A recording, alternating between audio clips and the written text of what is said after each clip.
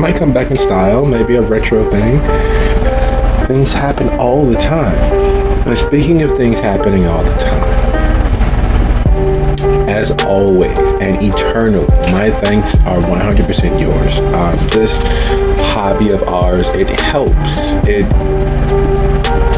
heals some part of our slowly fading away childhoods, being able to play and to immerse ourselves in this world where the rules make sense, where the suggestion and hints of all of that darkness somehow help us to embrace that small bit of our inner child that the world tries to strip away. Thank you for the opportunity to indulge and getting to know these characters and yourselves. It means a lot. So from the bottom of my heart, top of my mind, thank you all so very, very much. And we are all aware that we will not be having the presence of our dear Lucio this evening. We will hit the details of where he is in the grand scheme of things over the next few weeks. But for now, for this instance, I'd like to say, with no further questions and no more ado-ing until we don't, that this is officially season 19 of Soup City Sins. We have come a very long way to arrive here tonight, and it is the second episode of our 19th season. Moriah's Tract of Hizayon. There are several names for the promised land of Jerusalem. There's several names that have been lost along the way. And what is and has always been part of the rancorous nature of the area is that there is such a small sliver of arable land, such a small spit of hospitality through the environment, that not simply for religious reasons, not simply because of the way that mankind worships, but because taking ownership, or at least command, of that small spit of arable paradise in all of that desert and all of that rocky hill all but assures the potential for future generations. And much like those intrinsic battles fought for various reasons and various banners held over them obfuscating the real truth, because they're not solely fighting. We are not solely fighting, nor has anyone ever solely fought in that area because of philosophical differences. It is very much the potential for future generations of your line continuing. And in a similar strait, the coterie, mid-defense of themselves from their catalytic action, we pick up with Miriam chasing down the officer as he attempts to find his way back to the front and get out of the place. The adrenalized fear propelling his steps, driving him forward. Like an animal with a limb caught in a vice, it is willing to chew through itself, hastening its death in the idea of escaping. His protector, his hired gun, his associate sent by his master, already having taken flight, moving with all due haste and serious prejudicial harm to anything in his way to escape. The legends and rumors are true. The shelter are demons. They are uncontrolled monsters. Their whim, their will, what they do, they're pretty damn good at. And what they do, more specifically, is nothing pretty nor beautiful. It is the extinguishing of life. It is the ending of future generations. It is the all-out, unbridled application of their might. And having witnessed it close up and personal, having given your all in the face of all of that unmitigated, unbridled strength, fury, and whatever else is propelling them into the future, it is a hard sell. It is a hard fight to consider facing it willingly. without strength of arms. And in the midst of all this, in the midst of that fear and that mind and that fear driving that body, the staff and the loyal members who have taken the shelter as home and hub of their community have done a heinous thing. They've taken up arms against a police officer. They've rushed to the defense of their leaders, of their stalwart pillars of their local community. And in the doing, the horror of that has yet to set in, but it's slowly dawning as the adrenaline so quickly assuming their bodies and taking strength and speed and magnifying it with violence is ebbing away. The come down is far more difficult than the build up, and realizing that is still there in the offing. So without and with that hanging over our heads, with Hestia moving to intercept, with Miriam rushing to intercept, with Lolly trying to decide what to do, how to do, what did she just witness? Her own beast being brought to the surface and leaping free of her in a moment of weakness. Starting alphabetically. What is it that we are up to?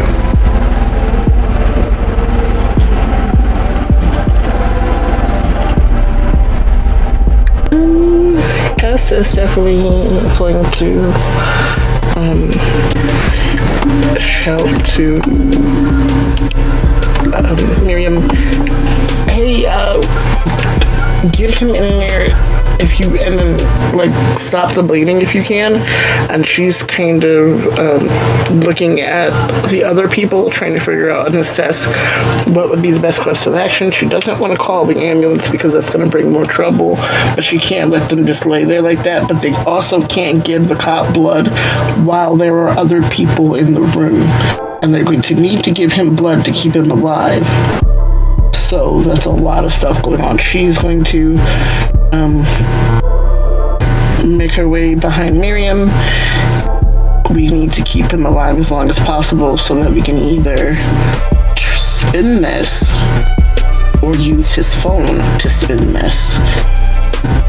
Get me? Get a slight nod in return. So like a lifeguard, somebody to save a drowning person, Miriam is going to physically force him into the tree essentially to keep him from trying to flee out of the building? Yeah, that sounds about right. Okay. Sounds like a plan. I mean, he's a feeble old man at this point. He is an old man. Not as feeble as one would think.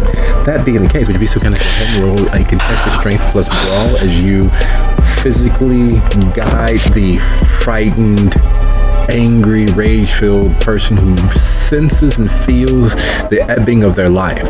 And there's a moment when death is very, very close. And in the circle of loved ones, you hang on as long as you can. You rail against that darkness, and you wait till everyone turns a gaze, till those blinking moments where they're not specifically looking at you. And you take a breath, you exhale, and that's when you slip away. In the fight, in the moment, while railing against death is not to save any loved ones. While railing against death in this moment is not because of easing the burden on those you leave behind. Railing against death in this moment is 100% selfish. It is, I am not ready to go. I refuse to give in, and I know, and the lizard brain, the animal brain at the base, fights for freedom, fights for air, fights to hang on to what's already slipping from its grip. Just like magic, at the end of our days, the more we hold, the greedier we hold, the more selfish we hold, the less of it we have. And it takes understanding that and giving over to what it means to have lived. That we don't hasten it, that we enjoy the moments, that we take our time. Speaking of taking their time, Lolly, having wiped a good portion of the blood that has covered your mouth, having your beast while not satiated, a good deal more calm, looking at the knife glinting with the officer's blood there on the floor, looking at the puddle that Hestia buried her face in for a second, looking at the gathered mortals here in this room who were willing to put their lives on the line to protect these undead monsters that you've come to save. What is it that Lolly is attempting to do in this moment? Miriam and Hestia having left to chase down those fleeing agents of destruction. And these humans slowly coming down. And Amalia taking the cigarette that is normally in her lips and actually bothering to light up inside the building.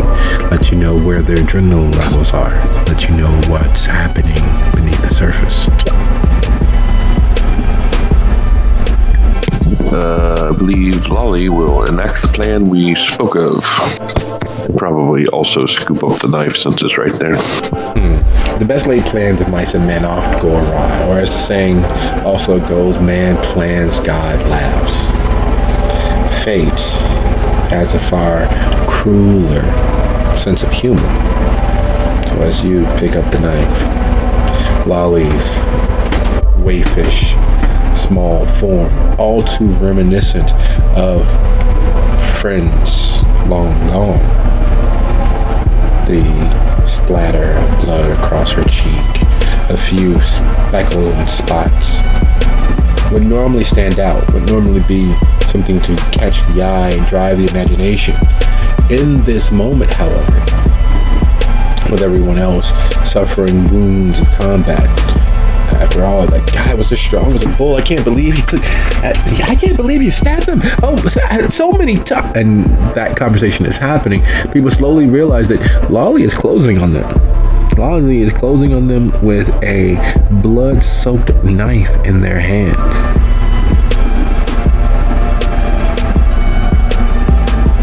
And survivor traits and skills and a lifetime spent in the dark begins to slowly settle in amongst them as some begin backing away without meaning to. They're still talking and still trying to come down, still trying to deal with the surplus of chemicals the body produces, the adrenaline, the cortisol, all of those chemicals for the fight and the flight still coursing through them, but ebbing away exponentially by the moment. How do you go about doing what it is that some voice has whispered in her head?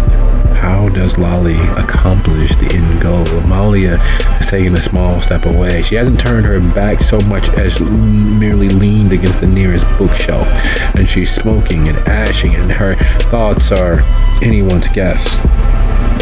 It's not the shocked response of someone new to combat, more the numb acceptance of more of the same.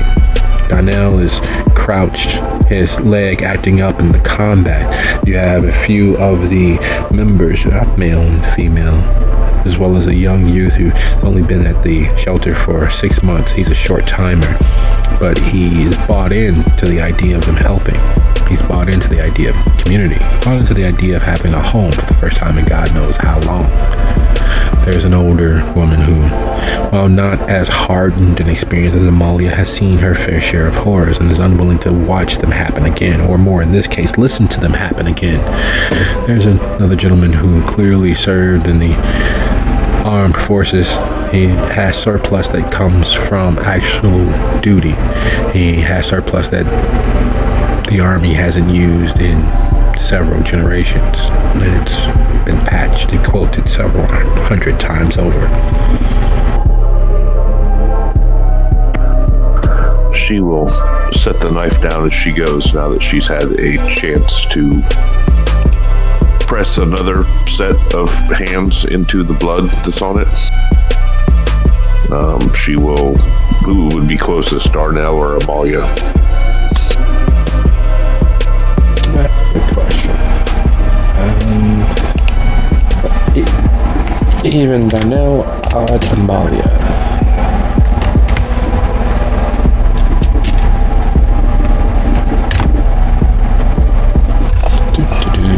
What does fate say? Who who is the easiest and closest person to Molly in the moment?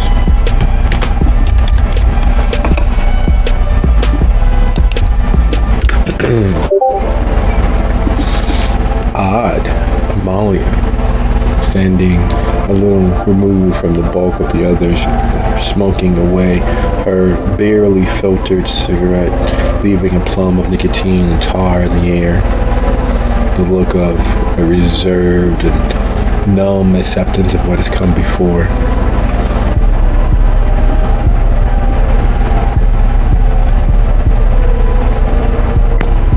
Then she will look into Amalia's eyes. Excellent. The success is all but a foregone conclusion with Amalia. She has not been quite as afflicted with others playing in her gray matter. She's been able to hold her resolve through strength of will through all of her many issues over the years. The supernatural not being one of them initially.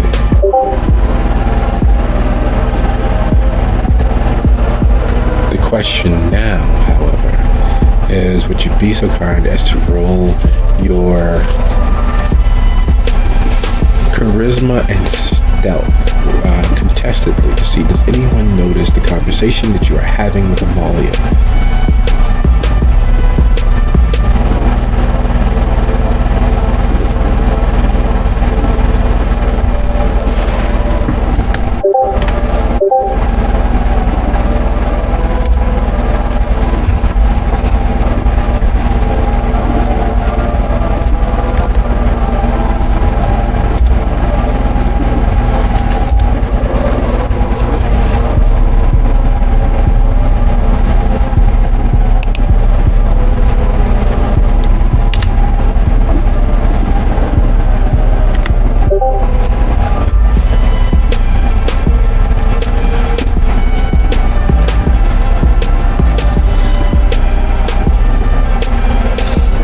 And while you have Amalia's attention, how is it and what is it that you're attempting to maneuver? What is the actual statement? What is it that Amalia is actually saying as she catches Amalia's eyes, who at first frowns and not quite dismisses her, but it's not now in the face. The haptic communication in that moment is more of a not now.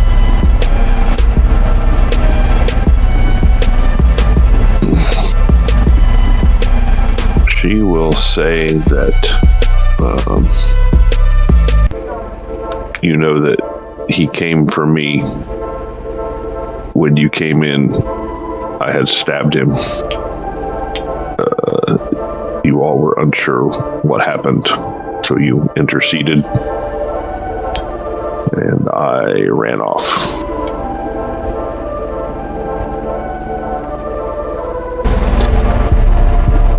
Speaking of you running off, speaking of escaping the moment, there are injured in the hall leading toward the front door.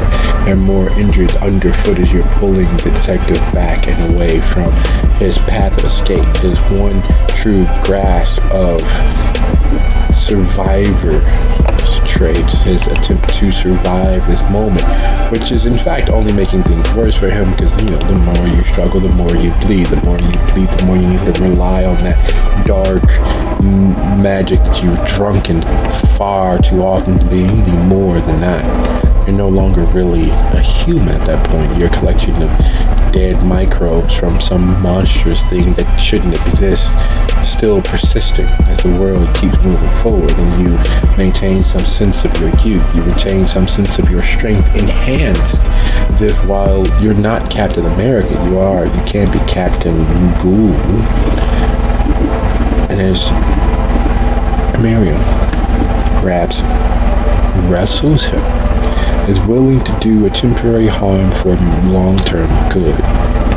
What does fate say in that regard?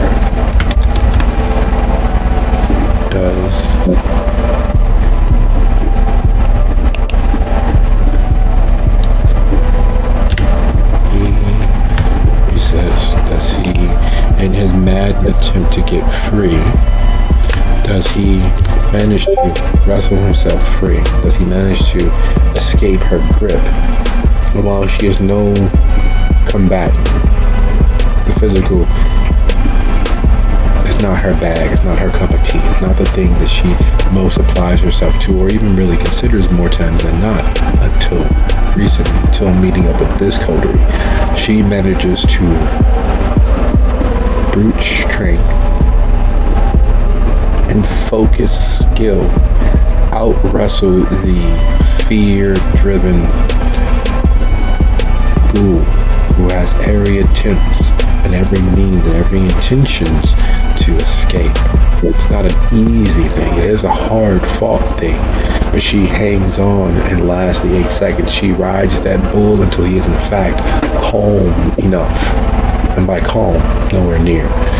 But she manages to leverage and pull and push and torque and nudge just enough to get him inside the triage area of the shelter.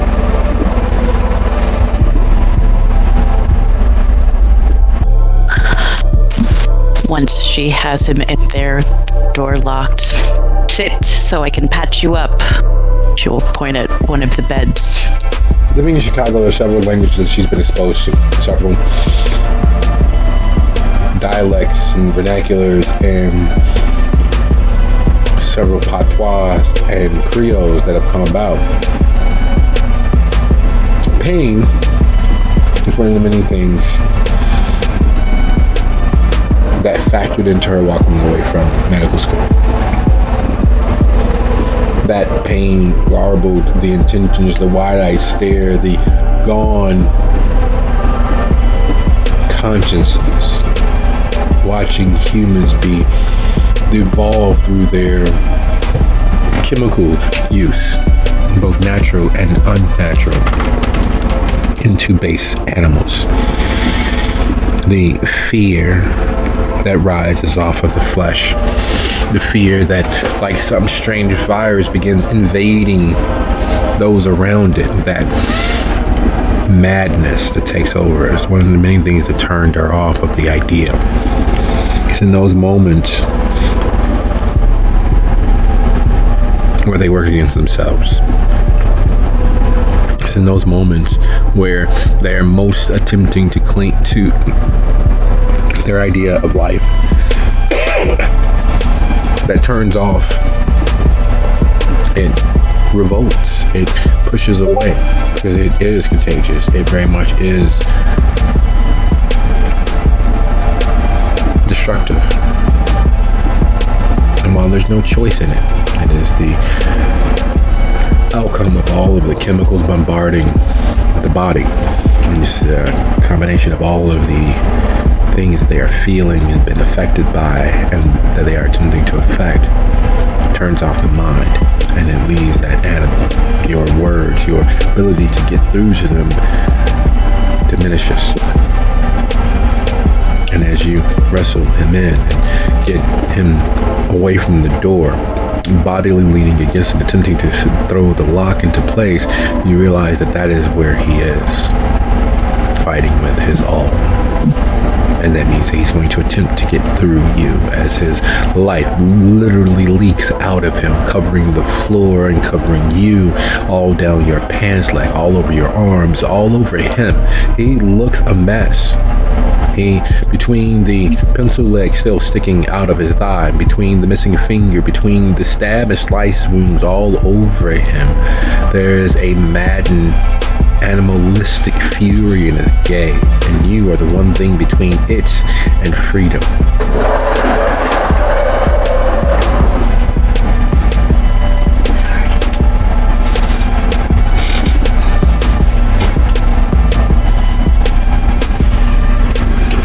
So in words of the great poet Joe Common Everyman, what do?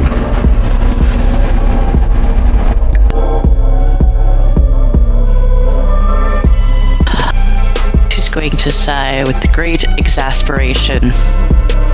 Jesus H. Christ, I just want to patch you up. I'm not going to stick a syphilitic tampon in your ear. Sit down.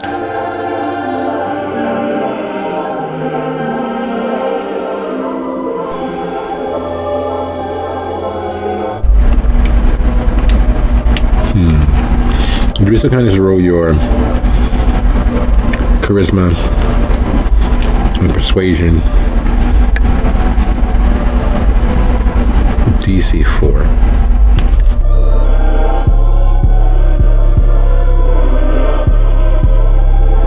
And while that's happening,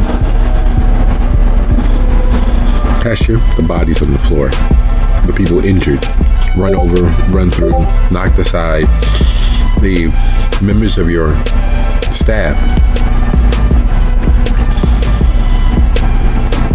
And Miriam literally showing that sometime during her youth, those WWF and AWF and all of those other small wrestling shows that would come on the weekends played some part in her upbringing. You've never seen her fight so diligently and ardently against anything or anyone. Yet there she is, a hair's breadth from slipping Fang into the mix. You can tell that there's some inner strength and inner drive, and for the most kindred, that is through the abilities and powers of the beast. And yet she's hanging with this trained, experienced Chicago detective who has been taking, illegal substances to maintain their skill. This Chicago detective who's been imbibing the tang. This Chicago detective who is something else's property. And she's out fighting him. She's wrestling and pushing and nudging and all but snarling with a bit of fang from the effort. And she is doing it. You watch as he's losing ground, as he's being corralled and moved towards the triage. What is it that Hestia is doing? She's a little split right now because she needs to get the other people off the floor. The thing is, they're not going to all fit in the triage room, so she figures a better spot for them would be the cafeteria, where they could stretch out. She's also going to drop poison in her blood in case she needs to use it. That's helping Darnell help people into the cafeteria area, because obviously it would look horrible if she just lets him handle it and disappears again. Darnell is still in the office. Darnell hasn't had the opportunity to gather himself. They literally just killed a man, as far as anyone else is concerned. The combined might of what they were doing when they came to Hesher's rescue, the knife alone, let alone the bat in his hand, is a deadly weapon. And while the cop, the clear-cut detective, had enough strength to escape, to stop what he was attempting to do, the blood, oh God, the blood, it's everywhere. He's literally a walking sprinkler set to hide. There's splatters and drips and drops and globs and globules and all manner of excess sprayed blood. In other words, he's violating the very real basic understanding of triage medicine. And that's simply to keep what's inside, and to keep what should be outside from remaining inside. He is breaking the basic tenet. He has bits of DNA evidence all over.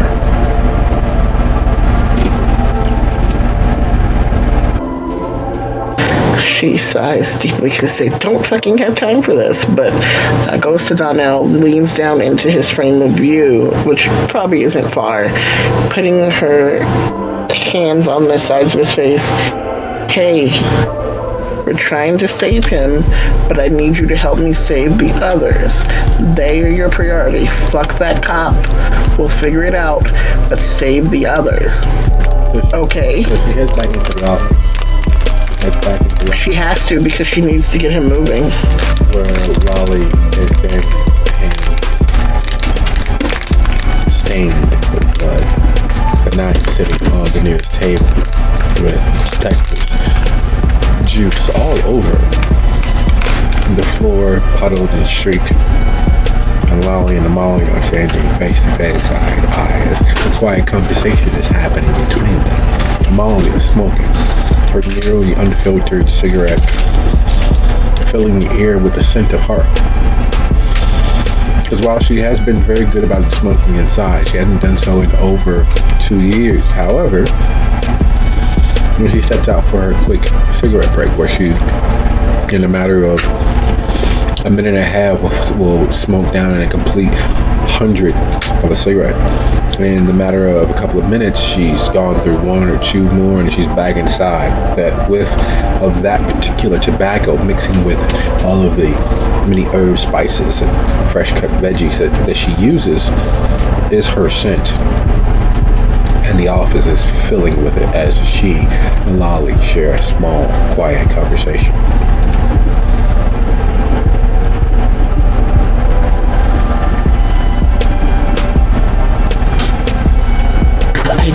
She looks towards Lolly and Molly. I don't know what's going on, but I only have 2 fucking hands and I need him out. I need all hands on deck right now. Please, we'll figure this out, but we need to get them off the floor and to the cafeteria.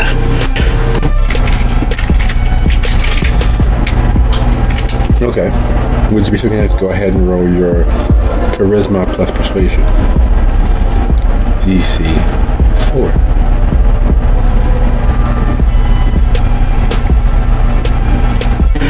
And neither one of them count as vessels, I'm guessing, right? No, neither does. I don't count as your touchstone.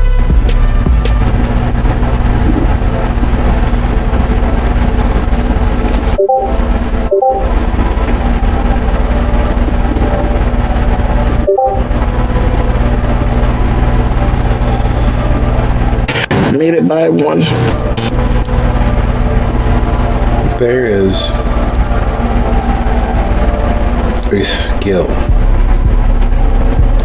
that every leader learns,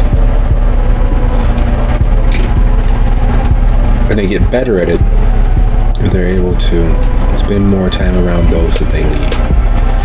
It is the ability to reach into their hearts and ensure that their priorities are aligned with yours.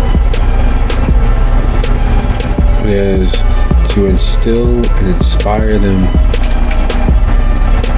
to their best and know that they will, to understand that they will. It is a commanding presence.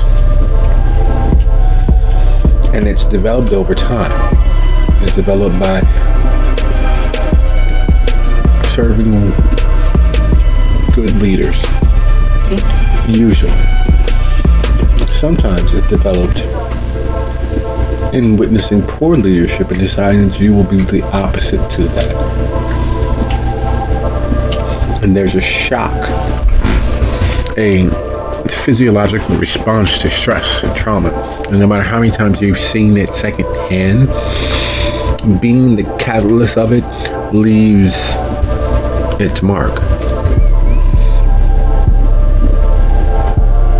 And that's what Hestia is able to cut through in that moment. She's able to align his priorities with her own. They're still living people. They're still people that need our help. I can't let this fall. I can't let this happen. I can't let bad things come to roost. And somehow, Hestia's able to inspire him in that moment and get him up off his haunches, the pain in his leg, the pain in his mind, the many tears in his heart these last few months. She's able to get him to ignore that, to give his all once more, yet again, to the shelter. He nods slowly and stands up. He goes to squeeze the bridge of his nose, but he stops as he sees splatters of blood on his hand. And he sighs and nods and moves towards the door. At the exact same time, Lolly, seeing this happen, seeing Hestia storm back into the office, seeing what state they are in, and Amalia nodding along, a big, heavy, moist cloud of nicotine and tar hanging over both of their heads due to her exhalation. You've never seen someone smoke 3/4 of a cigarette in 2 puffs, but there it is right before you.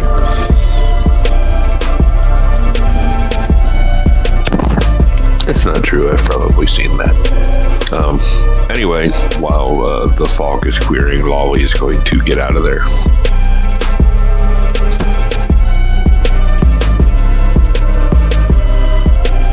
Some things are just easy.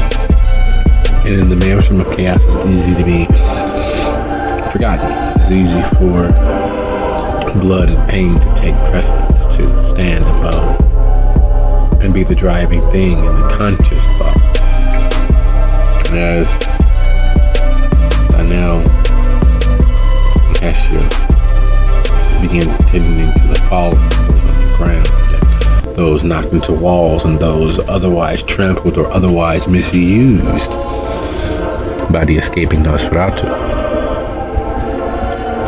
Lolly simply disappears, fades from thought, fades from mind. While Lolly actually does mentally fade for most of those gathered with helping the bodies and helping people, or attempting to, Miriam wishes that she had that same ability, that she was not where she was, which is between a wild animal and his one path of escape. Because she attempts to reach out to him both first calmly and professionally, and then just outright mentally slapping him enough to get his attention. She realizes that he sees one thing: the door.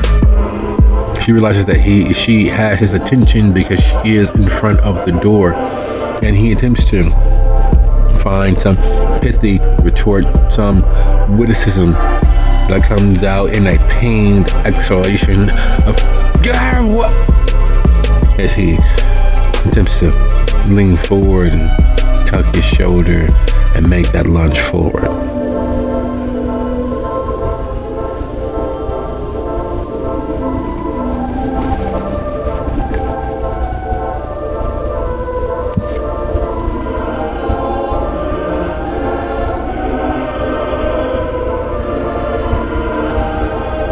He sighs.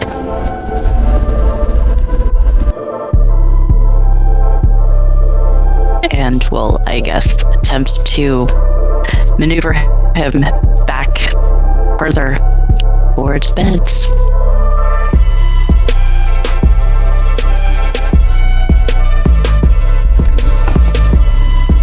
So I've never seen something so counterproductive, yet instinctually sound. Because that's what it is. He's running off of that animal brain. He's running off of that fear. He's running off of what he witnessed and experienced. And it's hard to believe someone who tore your finger free, not cut like in the movies, not smashed with a hammer like on the TV shows, tore free.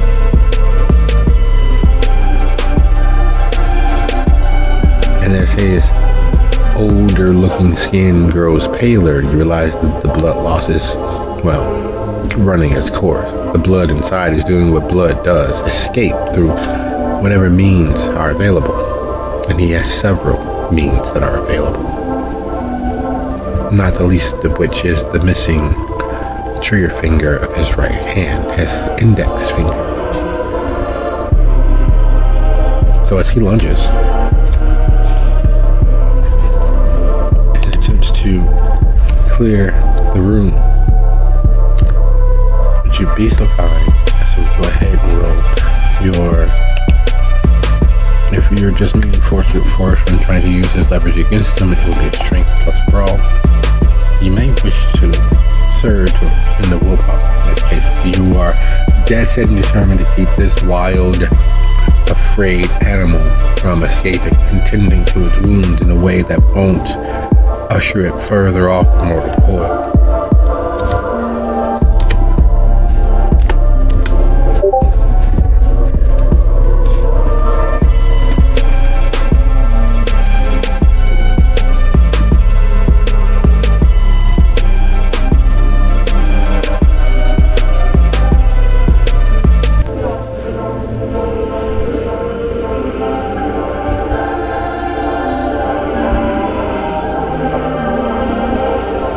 All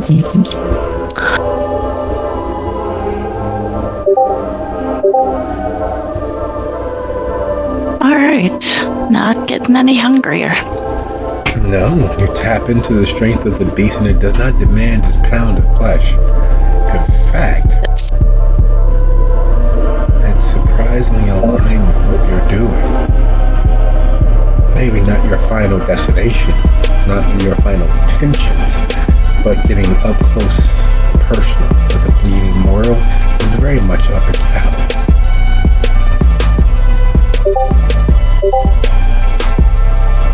That just won't do. Well, that just won't do either.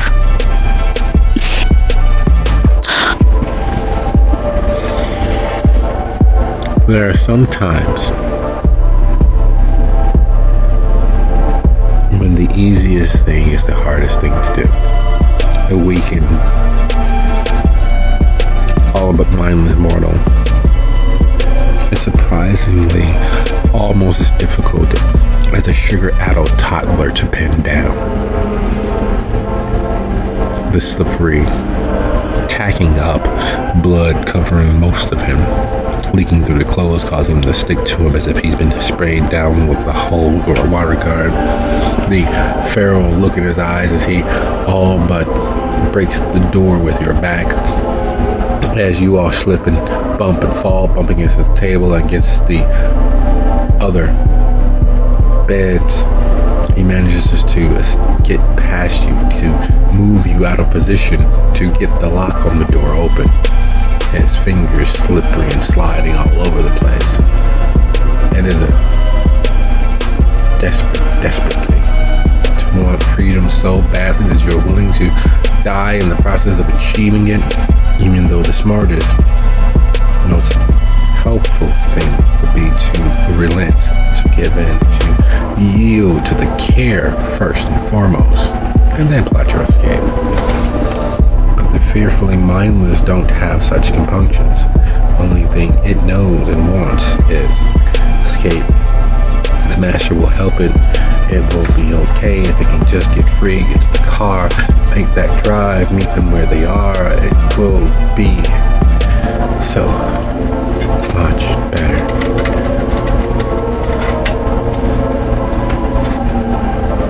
Would you be so kind as in the exchange of elbows and wrestling and pushing and probing and otherwise harassing each other, you to keep him safe and get him healed and him to escape, would you be so kind as to take too superficial, which you of course may round down. And while that's happening, there is a potent aspect of sacrifice that is inherent in service. Still having not yet resolved his own issues of the night, Donnell is palpitating wounds and checking, making sure that people are still breathing, making sure airways are clear, making sure people are not worsening their conditions, and helping those that he can to their feet. Those that he can't, he's attempting to make comfortable. He's offering words of solace and working his way through the path of destruction that led out. His conscious mind is focused, but it is clear anyone who knows that the deleterious effects of stress and trauma, that he has not crashed, not completely. Yet he hasn't hit his wall and been left standing. The shock is still all over him, and yet he's pouring from an empty cup. He's giving his all plus. And as you attempt to help and get these bruised, damaged, and mauled individuals out of the path and safe and sound and secure, you'd be so kind to just go ahead and roll your manipulation plus leadership, and you receive a +2 with Donnell's assistance to keep everyone calm and help those that are able to move and those who are not, to keep them comfortable, and do so without, well, letting the beast come out to play. There's much blood. Okay. Sure, they'd be willing. Into manipulation, leadership, and what? +2. And despite the confluence of the many actions that have been carried out, the many, let's call them what they are, attacks that the shelter, the community, the building have suffered, the residents are bought in. You and Donnell are taken as angels. Your efforts are successful in aiding and easing their pain, their mental anguish, because there was nothing there, and then there was that horribly waxy scarred ending that you're not sure, but maybe a burn accident, you're not sure. What is positive in their minds is, I wasn't doing anything. I wasn't where I didn't belong. I was at home, because that's what the shelter is for most of them. Home. Not a house, not a community center, not a place they frequent. This, for most of them, is home. Now, of course, you have your tourists and you have your travelers and you have your fly-by-nights, but those individuals are not the ones that were hurt. Those individuals weren't the ones that were curious and wanted to make sure that everything was okay and things worked out. No, those individuals got clear. They followed the rules. They kept out of the way. They kept their heads down so that the moment would pass. For those who fielded the shelter and believe that Donnell and Amalia and Sebastian and Celia during the day and are good, upstanding, they are pillars and beacons of hope, but not that hope that eats you alive, that tears holes out of your gut. Not that hope that takes away your moments and have you staring off into the middle of nowhere, hoping and praying and wishing all the while the torments of the world assail your understanding. No, the hope that lights a little spark and you're able to hold your hands around it and keep yourself warm against the cold of the world.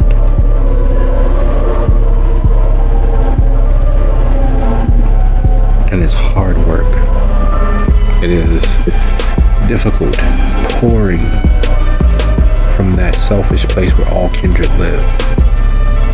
It is a hard thing convincing people who know the world is unfair that things will be okay tomorrow. Yet you and Donnell managed to do so. Managed to move and mend and make time for, fleeting though the seconds are. You'll manage to wrestle some sense of calm into the populace. And then the triage door burst open as the detective, hands out, is attempting to break free and sprint down the hall and past you all and get free of this building, leaking like a sieve. And over his shoulder, hanging on for all dear life, is Miriam, trying to wrestle him back into the triage center, trying to help him. She looks at Donnell like, I have to go help her. You're doing a good job. And she turns to run towards Miriam and the fleeing cop.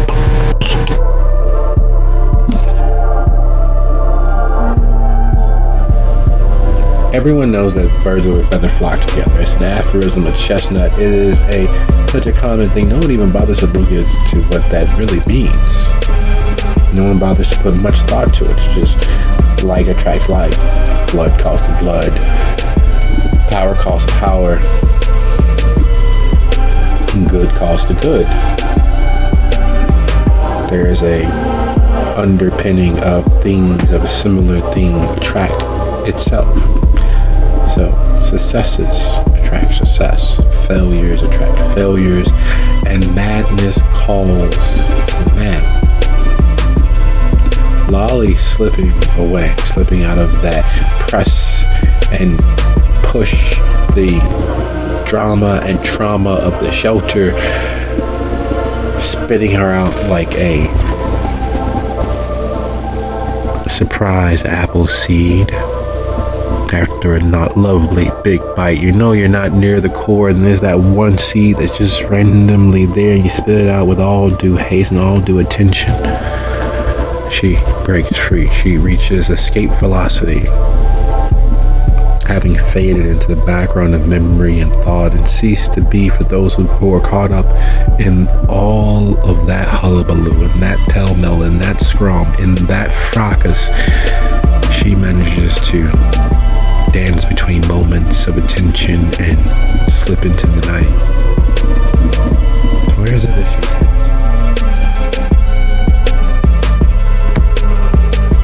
she's gonna grab a train out of the neighborhood.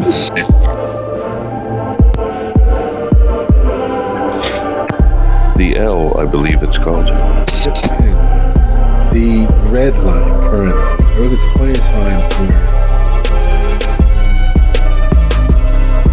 it was just the A-B line, it was the Howard line, it was the Oak Park line, it was the Evergreen Park line, it was each line of the current L was called where it's a final destination on both ends.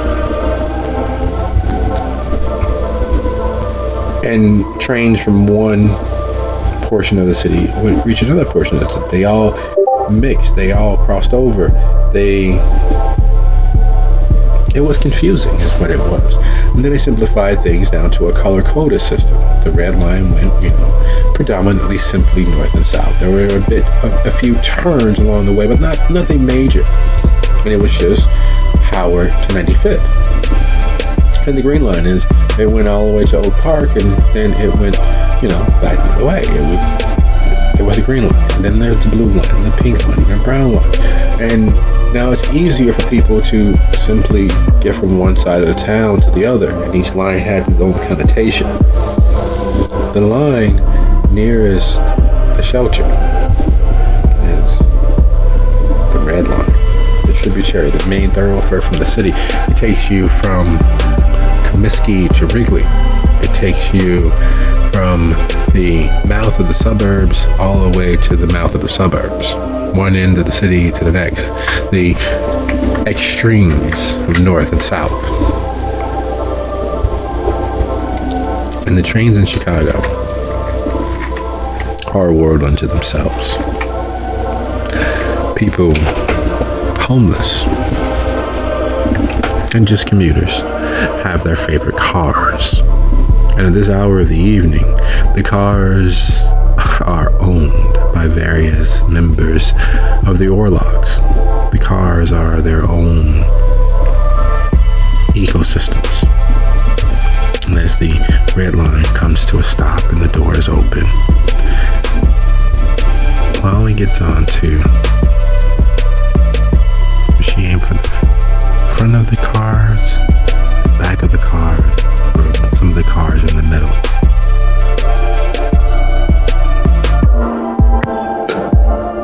She'll go in the middle. She figures no one's paying her any attention or can even see her anyway.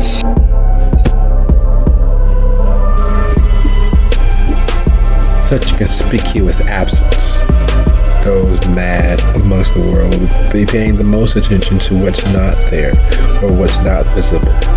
Luckily for Lolly, the mad aren't really as active as they could be. They're not as present as they could be. What are present are individuals, human and slightly otherwise, that know it's better to not stare the monster in the face. It's better to not go plumbing the depths. It's better not reaching out. It's better just to hunker down like a turtle and hide in your shell whenever you can. That doesn't stop Lolly from seeing them. The pile of rags, which you are sure is by scent alone clearly living. The dozing gentleman who has 4 pairs of pants on his head against the cold window, his hood pulled up high and tight, obfuscating as much of his face as possible. And then there's the lovely dressed woman, the party simple black dress on, who sits calmly in the midst of all of this, her skin diaphanous at this point. No shawl, no jacket, just a well-coiffed child.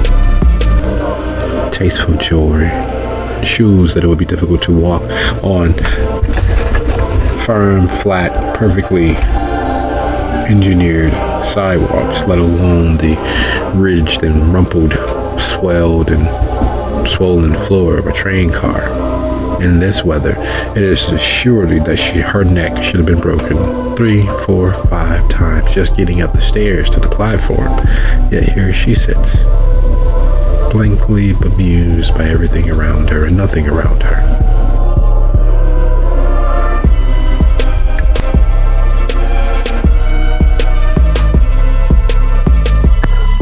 She'll take interest in that one for reasons other than the fact that she's hungry. Does she draw close enough to see the details of her? Does she stare from a distance? She wouldn't get right on top of her, but she would get probably within 10 feet or so.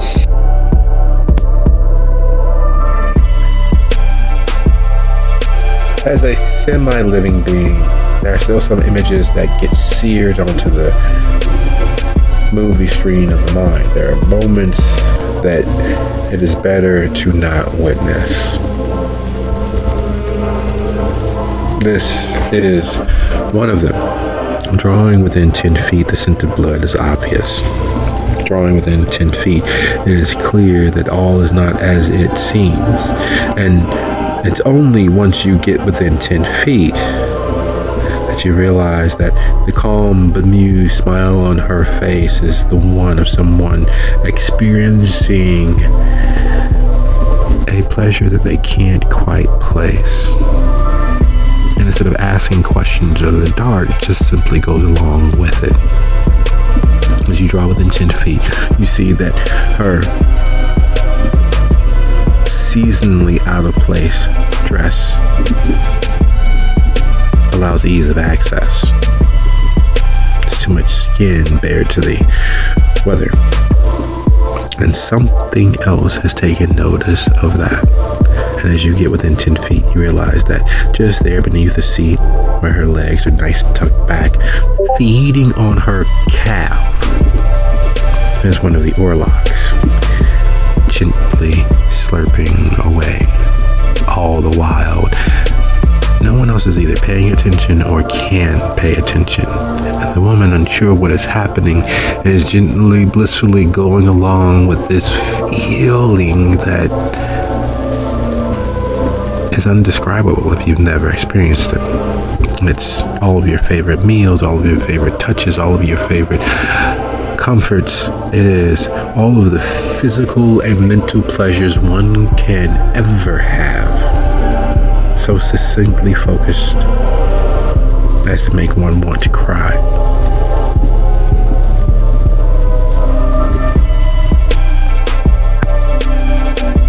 She'll chew on her lip a little bit. This is their territory, and clearly this one is taken, so she will move away and let that play itself out. At Hunger 3, it's not easy. What is Lolly's composure?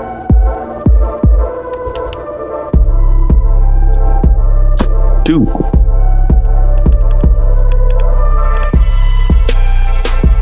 That will promptly dissolve composure. She won't go lunging forward, but moving away from what could sustain her, keeping her beast from leaping out of its chest, not an easy thing.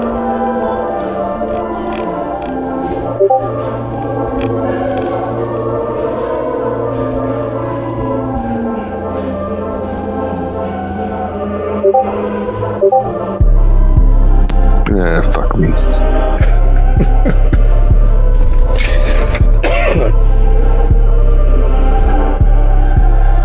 Holding one's composure is not an easy thing. Sometimes you gotta give a little to get a little. And the beast and the need and want to satiate itself uses that small slip, that small nanosecond of struggle and lunges forward, fang slipping into place. The lip she didn't realize she was biting, being pierced by her own fang, keeping her from getting closer, keeping her from finding a straw and sharing a milkshake with a soon-to-be friend. It keeps her from doing so, but it excises a toll. And in that moment, the hunger and need are so apparent that anything with eyes can see that she is not as she seems. She is not a small wayfish, a lone woman, unsafe and easy prey. No, here stands a predator. And it's such a small, quick thing. Most wouldn't notice, but the woman does, and she sighs as much as you would when attempting to maintain control if someone walks in on you in the middle of you doing, you're not sure what. There's no explanation for it.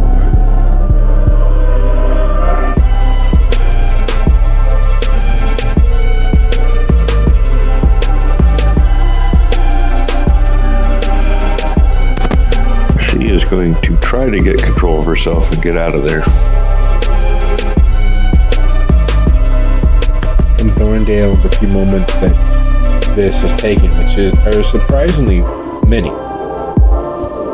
You're already down to Lawrence, and when you go staggering off the train. As you stand there on the platform as the train roars away, you see the metro there. You see Tiny Bar there. You see all of the people who are mildly inebriated moving east and west across.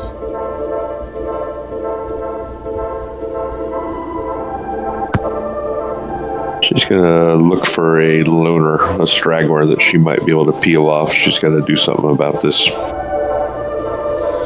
Excellent. But you can go ahead and roll your hunting roll, and while that roll is happening, Miriam, the foolishness of man can only be laughed at.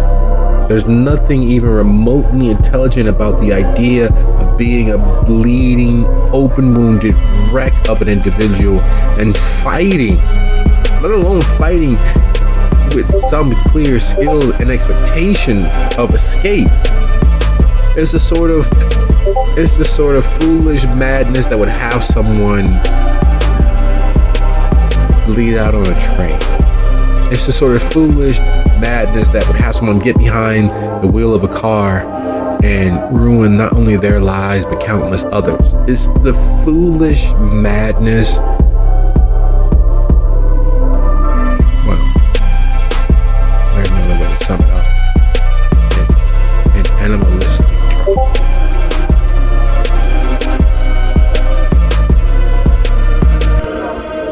And as he wrestles with you and you cling on and hold on, attempt to pull him back into the triage.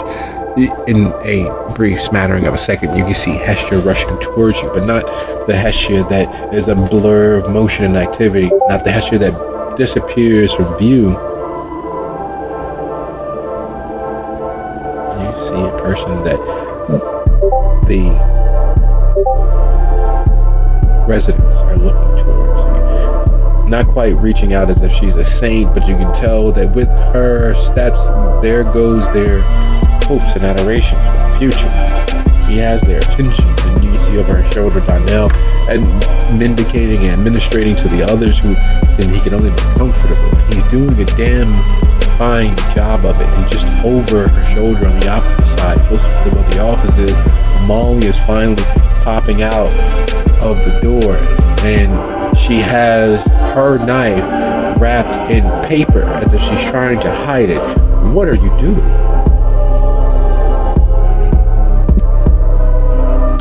I am just hanging on to this guy, like arms wrapped around his neck, legs wrapped around his torso. It's all very inelegant. Her mother would be ashamed.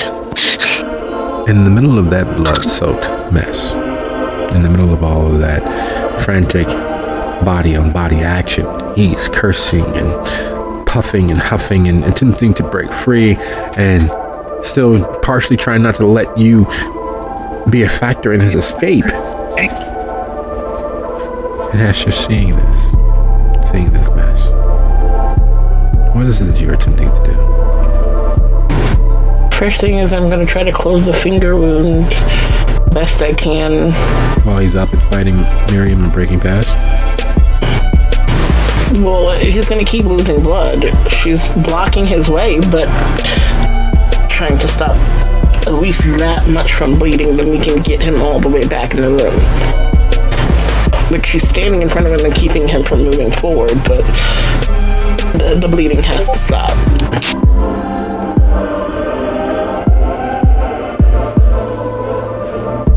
Okay. So to get that to happen, are you and Miriam working in tandem? Probably, absolutely. All right. Yeah, she's gonna do her best to work with Miriam. So who's rolling? What's the dice pool? And then I'll tell you. Well, it is a strength plus brawl maneuver to keep him from tearing past you both and out of the building, with Miriam riding his back as if he's an escaped Mustang and an unbroken Bronco.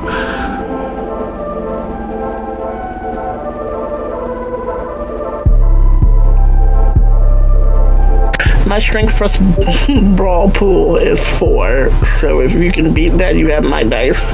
If not, then I'll take the dice. Well, my pool is 3 unless my rouse from a bit ago is still active. It is still active. So that would be a 5. Well, then yeah, give her the extra. All right, Miriam, off you go. Would you be so kind to go ahead and roll your strength plus brawl contested? How many extra does she get, though? You're 1.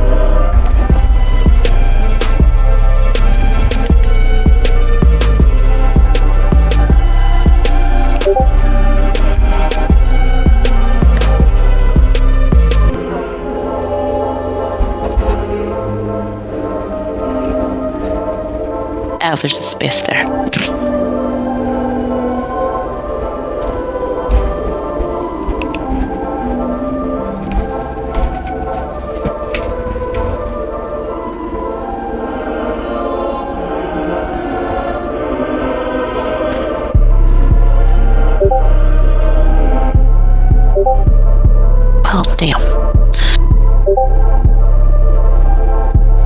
Well, damn.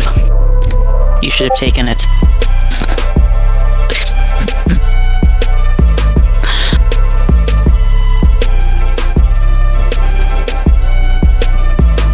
Idiots are going to do the most idiotic thing they possibly can. And even with full knowledge and expectation that they are set up to be their own worst enemies, sometimes they amaze you with how far they are willing to carry their idiocy. This is such a moment for Miriam, because as Hestia bodily puts herself before him, and both of you lock on, and Hestia's one-handed trying to find a way to cauterize the missing finger on his right, i.e. using her left to counteract his right, and you're pulling bodily. He manages, due to the blood covering him and soaking him, to do his best Freddie Mercury impression. I want to break free. And he manages to do just that. He manages to slip free, causing Miriam to slide from him, managing to get Hestia to miss by enough that he is all but clear of them. Looking over your shoulder, Hestia, as he manages to dip, duck, dodge, dive, and wrestle himself free. You see Amalia there, something wrapped in a bulk of paper, one of the legal pads just wrapped several times over and over, and you see Donnell look up towards the Triage Center as this fool, this idiot, this dying wonder breaks free of you all. And for all intents and purposes, what it looks like, he threw you and Miriam out of the way as if you guys were footballers flocking from scoring a goal.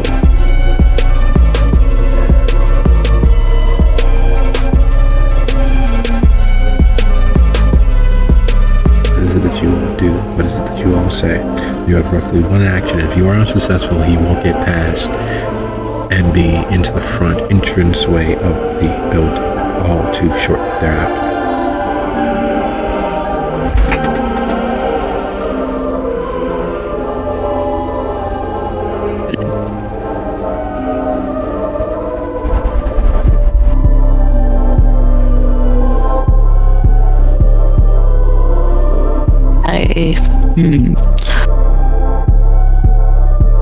I'm almost thinking tripping him would be the way to go.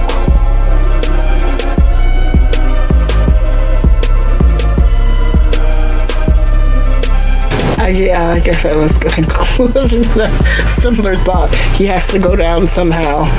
So as he is getting past, she is going to kick his legs from underneath him.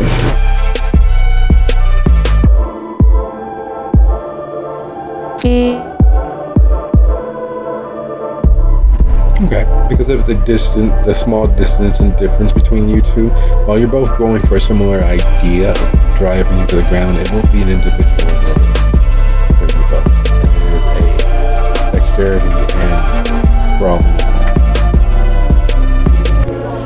Because it is about speed and accuracy versus just sheer brute strength. You're not, neither one of you are attempting to tackle him to the ground.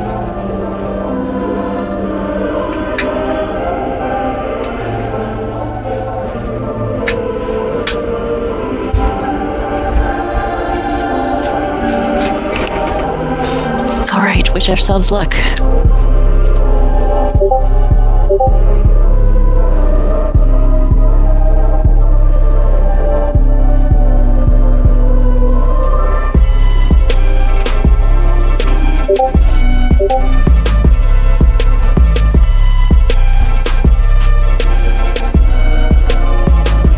So I guess 5 total. Well, he loses a die. It's not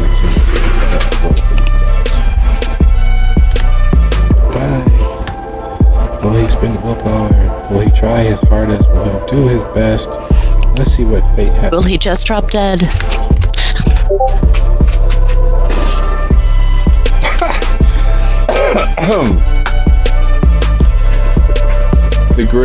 the great Willie Beeman rolling out of the pocket, breaking free of one defensive lineman, slipping past the center, running for the glory of it all, and then his feet are taken from him. His most important talent snatched away.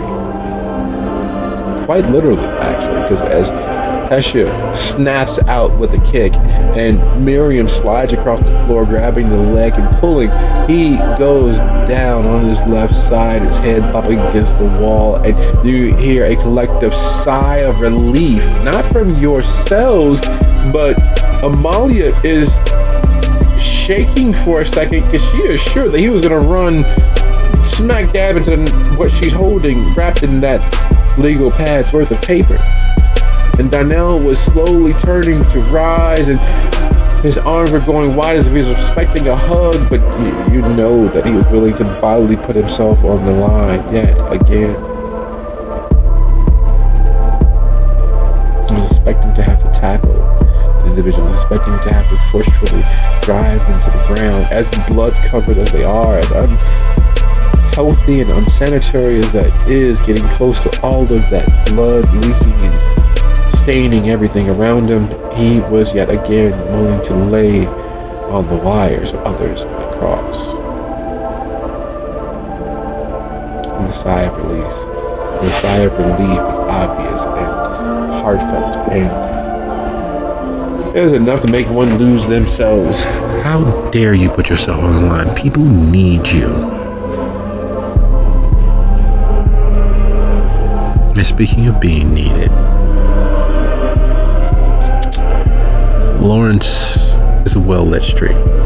There are enough bars from Ashland to Sheridan that it is, well, it's a mini hub of this local neighborhood. There's businesses north and south of it. There's tons of foot traffic. There's enough people where carving one from the herd should be far more difficult.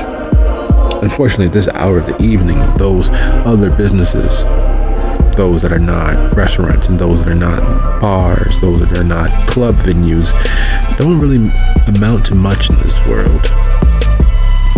They are just, well, non-existent. It means most of the individuals that are not on their way home from work or on their way to work or working at one of the bars, musical venues, restaurants, are altered. Their senses addled.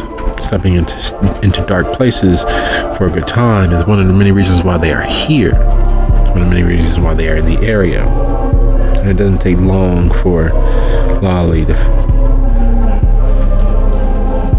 spot just her type, slowly leaving the area, making their way down one street, across another, waving goodbye to friends as they continue on their path. And Lolly knows the dark is where the best bit of business is done, but she doesn't need the dark for what she can do. Invisibly on their steps, hounding them like the specter of death, Lolly closes on them.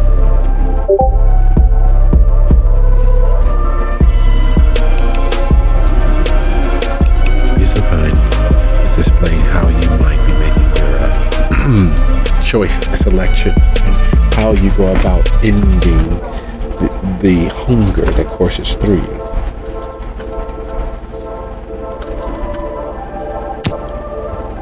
She will go with her usual MO, which is once the prey is alone, she will just kind of find herself in their paths with a pointed sort of thing, realizing that she is small and attractive, and she will just walk up to them and say, "Hi, my name is Lolly," and then grab their hand and lead them somewhere. She's not attempting to use any disciplines or otherwise ensure that they don't. Not if she doesn't need to.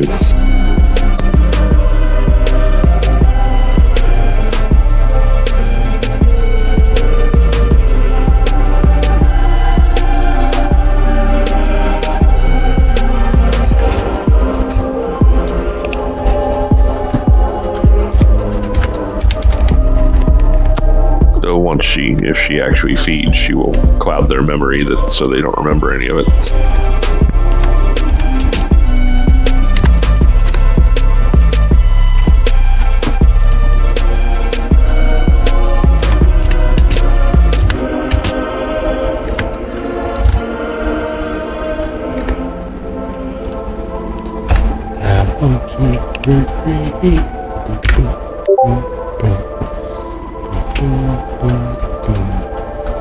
There's a self-preservational understanding that seeps into the skin through osmosis, living in any city, living in any place larger than the village. It becomes part of the cultural zeitgeist.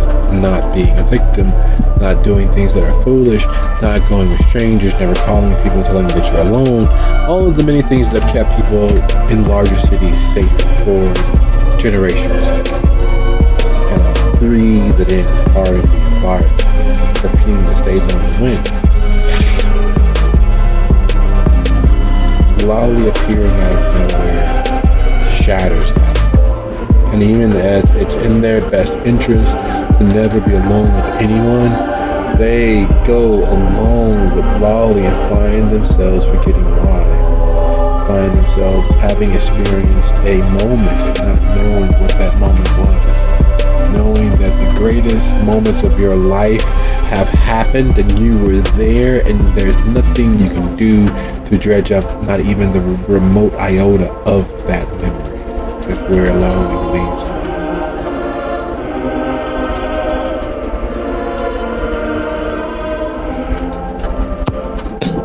And in their stupor, before they forget everything, Lolly will use their phone to call for a ride.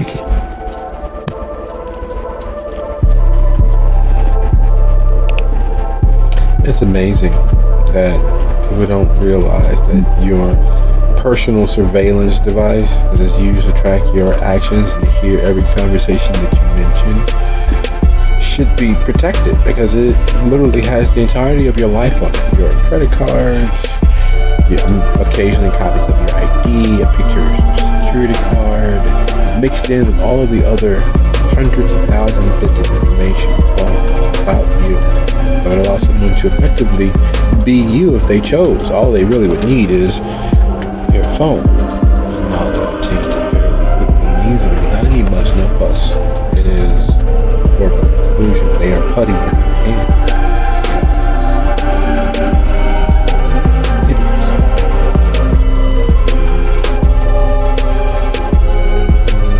If you call for a ride specifically, or should use one of the ride shares or taxis. She calls her dedicated ride.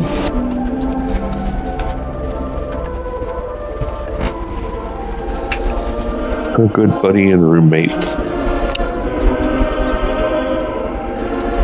The complaining on the other end of the phone would be absolutely depressing if it wasn't true, if it wasn't accurate. The cost of gas these days is, and the rant goes on with them keeping you on the line as you hear them moving through the apartment. Their well-worn yet constantly repaired boots sounding on the wooden floors, echoing off the walls, because they keep their space as Spartan as possible. Not because they don't want for anything, not because they don't have a life or for the normal accumulation of just the right amount of junk, but they keep things put away, stored away, stocked away. They have locks on drawers that have nothing in it but other locks. They have locks on drawers that have nothing in it but other keys. They have locks on drawers for silverware stretching back all the way to their Hizayon golden era of their youth. You have a bit of everything, but everything is neatly stocked and stored away. Their bedroom is a relative cave. Along each of the walls are 6 and 8 foot tall shelving units with totes filled and locked with various things from their life. Their clothes are neatly folded into categories and are in several different totes, each locked. And their bed, though, is more of an actual sack, is rolled neatly on one of the bottom shelves, to which they crawl onto to sleep, because the bed is where they expect you to be. And if someone's going to break in, they're going to try to take out whatever's in the bed first. So they use the bed as a decoy while they sleep on the shelf, on their rucksack. And you hear their boots against the wooden floors.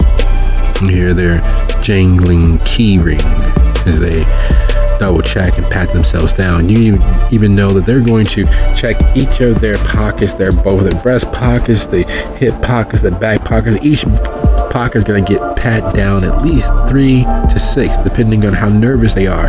And Lolly knows everything's going to be all right, or they're going to be on their way fairly quickly, because she only hears, 3 times. He's in a good mood, or was in a good mood. And then you hear the closing of doors, and finally the ending of the call, because then they realized they were still on it, as they were still talking, and are still talking, as the line goes dead.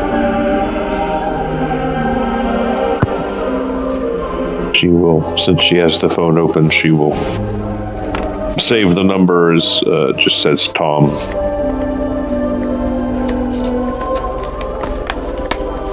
And then she will put the phone back in his hand, and he will forget everything.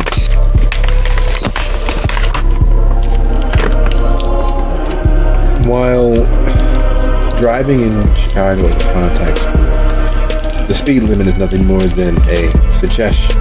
It is an idea that someone had a very long time ago, and if it meant anything to anyone, that person that dreamed up that speed limit would not in fact be dead. At least that's how most drivers act and operate. Floyd drives just fast enough to blend into the traffic and just slow enough to never attract attention to himself. He's never had a ticket. He's never been stopped by a police officer. Yet he assures that there are members of the deep state cataloging everyone based on their license plate and their cell phones. And one of the reasons why he keeps his not just in a phone case, but outside of that phone case is a half a roll of aluminum foil that he keeps it in, which he shoves into his cooler, which he keeps between the seats, which is also lined in aluminum foil, not out of some crazy idea to keep the aliens from being able to read what's on it, but because it focuses his energy inside, and if you build up enough energy around it, it makes attempts to pick up what's being said far more difficult. He knows there's someone out there listening. In fact, he knows that those listening stations are roughly every 6.5 miles hidden in each of the tallest buildings in the area. That's how they can note themselves, while those buildings would never be subject to attack for anyone who didn't know what the people were doing inside of it.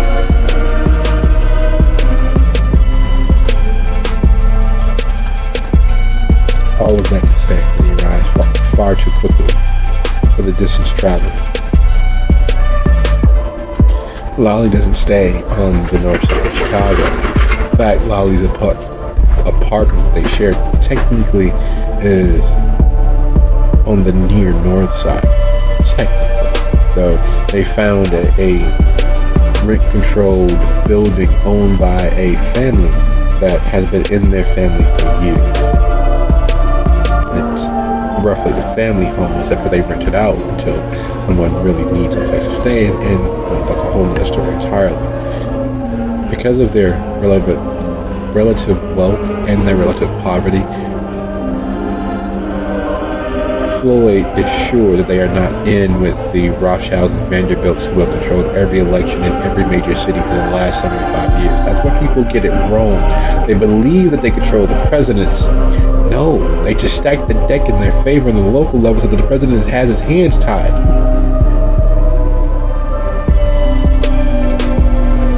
And he's there.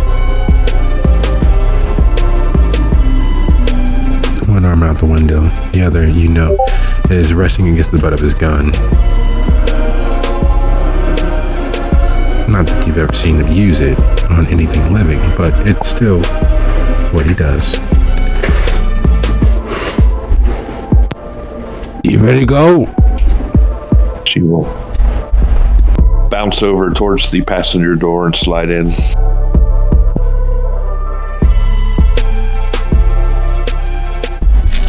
The question is, you should remember to lock and unlock the door 3 times to make sure that no one slipped any bug into the door jamb in the moments it took her to get inside. If she knows that he's going to freak out, if she doesn't, then yes.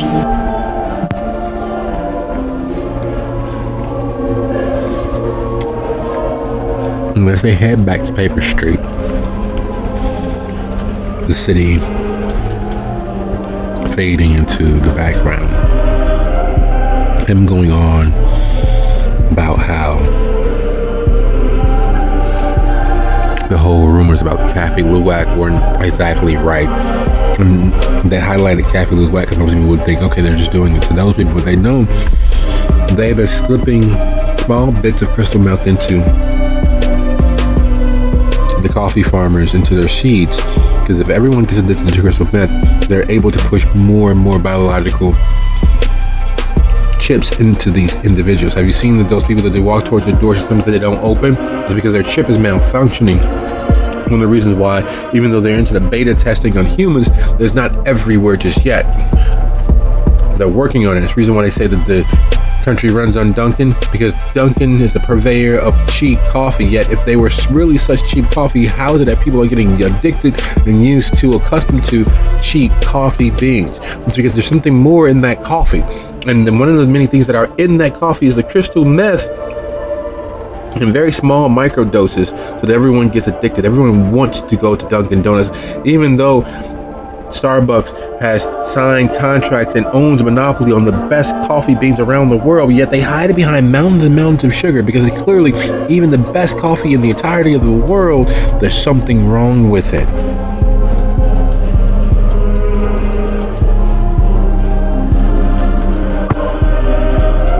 She will just nod at everything he says, taking it in, being educated, as she stares at him with puppy eyes.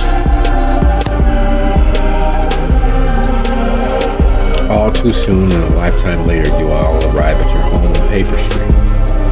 He, of course, checks the block by driving around it 5 times, and then reversing down the alley to park in your neighbor's parking deck, where he always parks, so that if anyone's watching would believe you all are the neighbors instead of living where you live. While he keeps the place surprisingly well lit from inside, and even now, if you look at your apartment, you see the paper mache dummies that he has rigged solely in the window because he didn't want them taking up any of the space on the floor, moving back and forth across it so people would never know if someone's home or not. The light that most people would assume is coming from a TV is actually a group of flashlights that he's affixed to tripods that are slowly rotated on and off by a Rube Goldberg machine that he's managed to build and devise so that it looks as if there are flickering images on a screen that doesn't exist.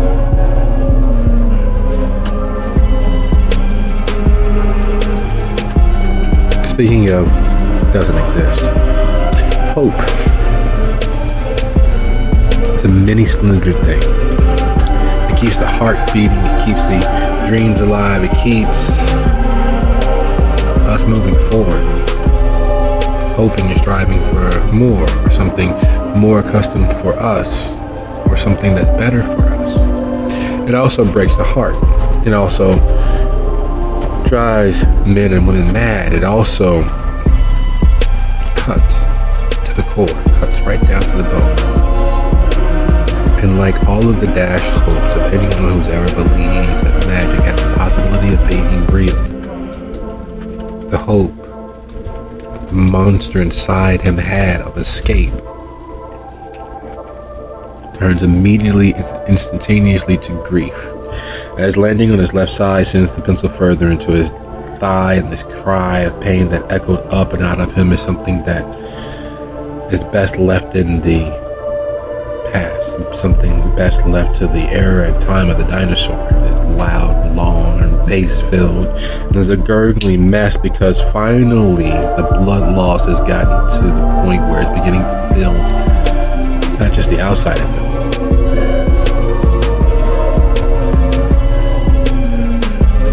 What is it that you want?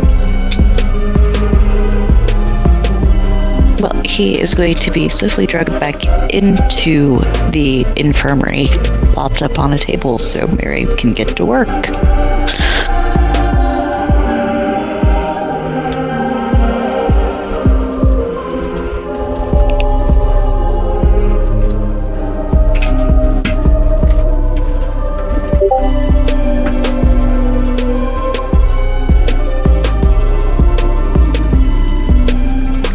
Yes, you.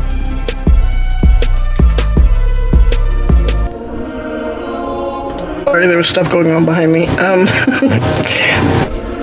Once she starts moving him back towards the infirmary, she's going to check one more time over her shoulder with to make sure that what's going on with Donnell and Amalia.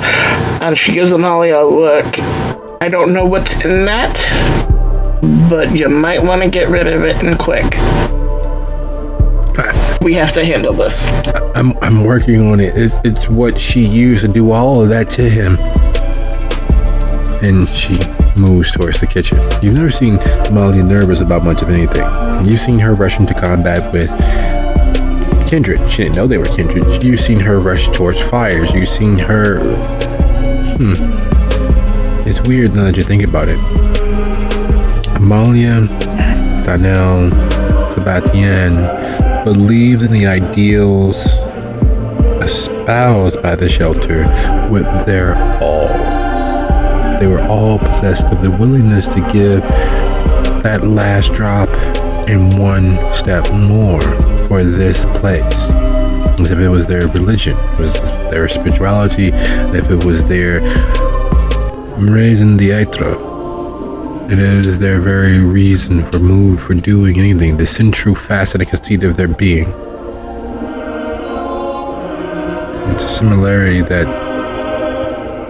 it would be impossible to not notice. Each of them have given their bodies time and seemingly are willing to give that much more.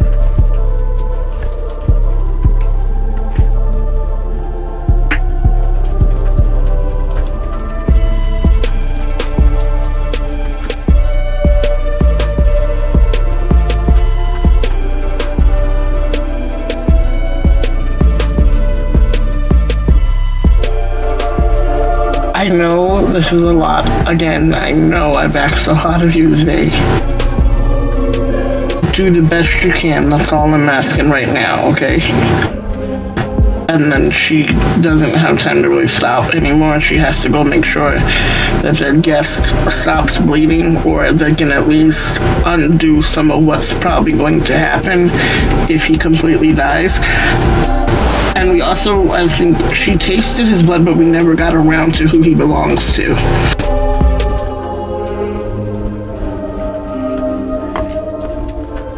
We did. There hasn't been much time.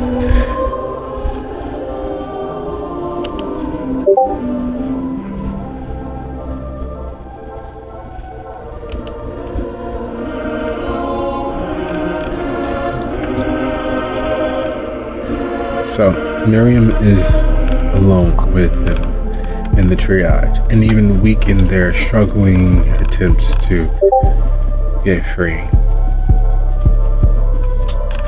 And yes, the thought of whom is what he belongs to sits there, distracting her from what's going on. Miriam is no combat veteran. Miriam is no martial artist. Miriam is no boxer. Miriam has never even done Tai Bo. And she's alone, and has been this entire time, outside for the assistants in the hall, with a trained, competent fighter. It was bound to be a losing proposition. And wrestling him onto the table, weakened and dying though he is still a being that yearns for freedom and demands release.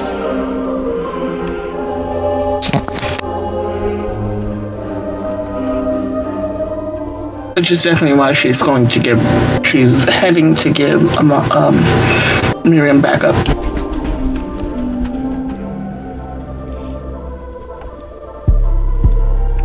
Well, how decked out is our infirmary? Is it basically like a mini ER or bare bones? It is a mini ER. There have been too many vast issues that have occurred for the coterie and the residents of the shelter.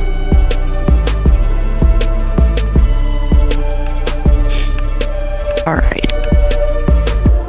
I think the only thing there might be a short supply of would probably be blood on the regular, because of obvious reasons. Right.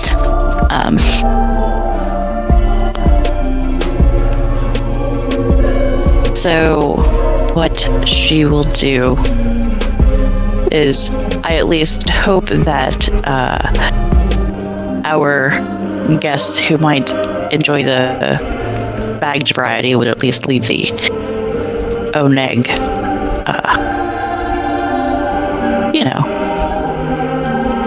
for obvious reasons.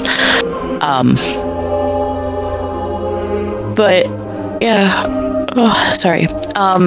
So she will, she's at least experienced that she'll strap him down, run an IV, probably push some IV acetaminophen and Ativan, help with any pain and getting him calmed down.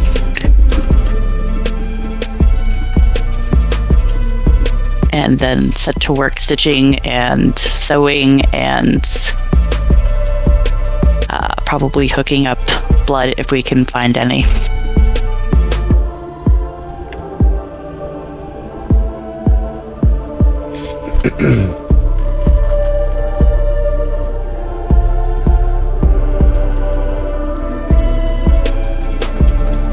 There is.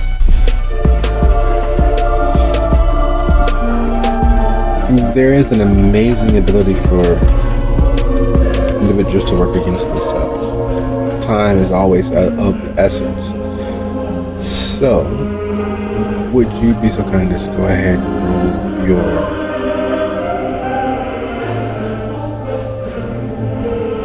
intelligence plus medicine. DC 3.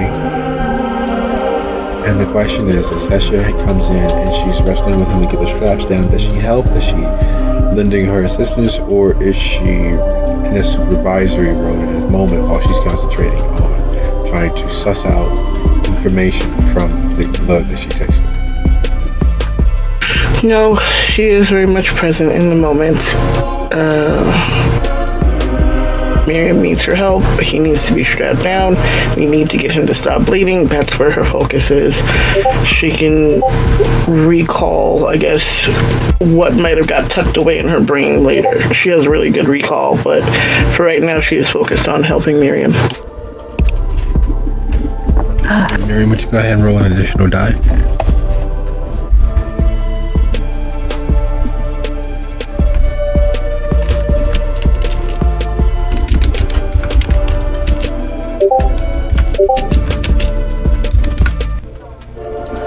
Ta-da!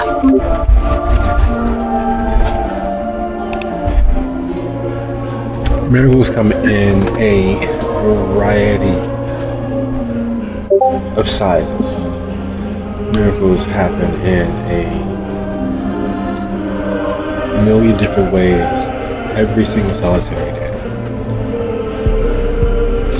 The most simplistic way of looking at a miracle is the impossible becoming reality. And while we all know that nothing is truly impossible, there are some things that are so improbably fantastical as to seem as such. The idea that you all would be able to stabilize such a horrifically damaged human, ghoul or otherwise, is firmly in the column of impossibility. The effort and stress and trauma they placed on themselves, the damage done to them, even with the gift of Vitae, is as close to a sure bet as anything could ever be. There's literally less than a 3% chance that there would be anything left of this person. And yet, several tense and trying moments turning into several tense and trying minutes, and several tense and trying half hours of time have passed. And his breathing is ragged, labored, but steady. Blood loss still leaking from several deeper than expected wounds has slowed to a trickle as more and more is added to him. You're topping up the tank faster than the hose can bleed away, save the large missing portion of his finger. You're managing to get more inside him faster than it takes for it to dissipate. Luckily for you, his heart rate is so low that it doesn't go rocketing across the room. What you guys doing? Hair-raising moments later. What was that last part? Hair-raising moments later. Oh, Miriam is in full-blown doc mode. She's documenting and writing and charting.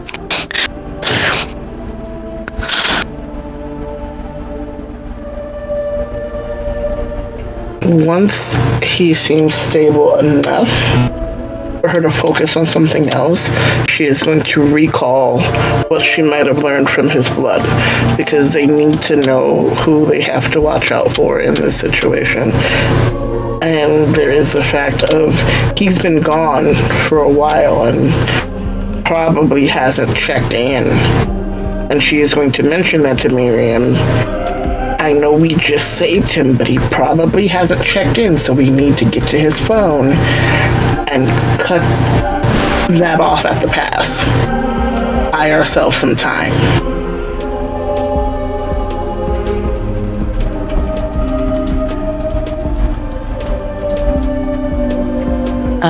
Miriam will be like, probably a good idea. Let me just finish this. Medical documentation is important. Yeah, paperwork will have to burn later.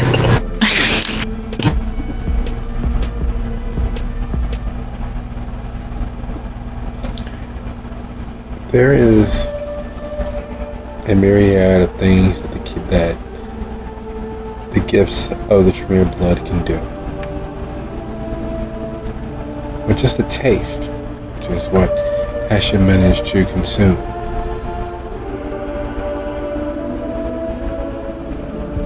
She's able to determine that normally the ghoul in their care is Sangor. He's fairly well passionate about his job, his life, his existence in the world around him. Keeps him calm, meaning calm facade up at nearly all times. Even though he is that go individual in the service, you're sure that it leaks out, reveals itself in surprising moments to those who have been victimized by it, much like he is himself. You know that he is in fact a ghoul.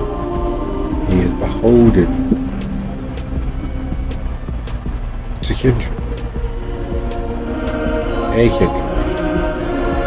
The problem being, and the most glaring facet of a taste for blood is that it does not say specifically, it does not point a direct finger at who is pulling the strings of this ghoul's continued strength and existence.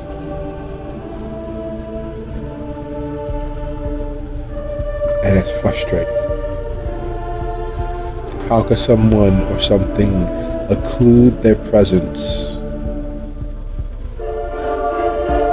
so nearly complete? How could some kindred disappear from view right before you? It's like a word that you know, that you've used, but you forget the definition of, as well as the pronunciation of, as it's sitting on the tip of your tongue.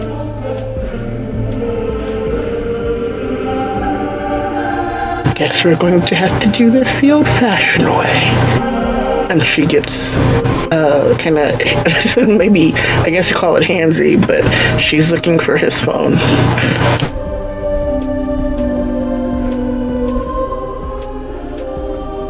His phone. The device that ties him to the entirety of his life. The device that is used for surveillance. Just the information put out there for anyone to grab onto. She finds his spare clips, his car key, his other car key, his handcuff key, 2 to be exact, his wallet. And it's a lovely one of those modern models where there's a button and you push it and the cars slide up to the top and you can look and see that he is, if each of those cars has the average credit limit, he is severely living beyond the means of a normal police officer or normal detective. Even with being very close to retirement age, there's no way that he'd be making enough money to support 17 platinum American Expresses. And they're all in his name. And they're all non-expired. And you see his badge of office. You see his FOID card. You see,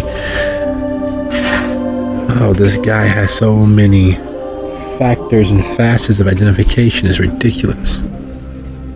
Why doesn't he have a fucking cell phone? You know he called you from a cell phone.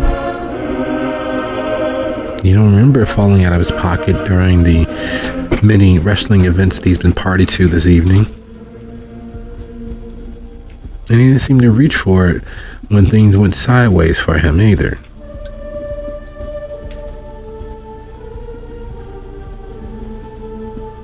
It's gotta be in the car. She's going to take the car keys and go look for it.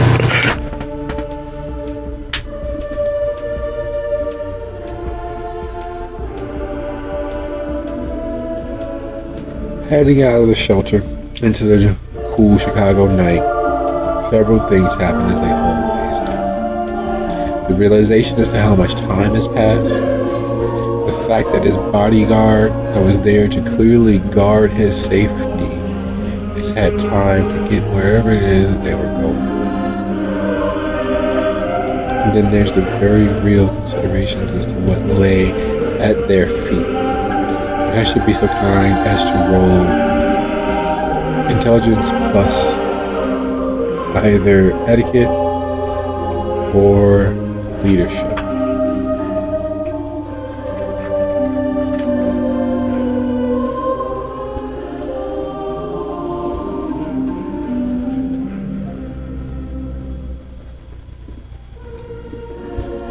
It was etiquette or which? Leadership.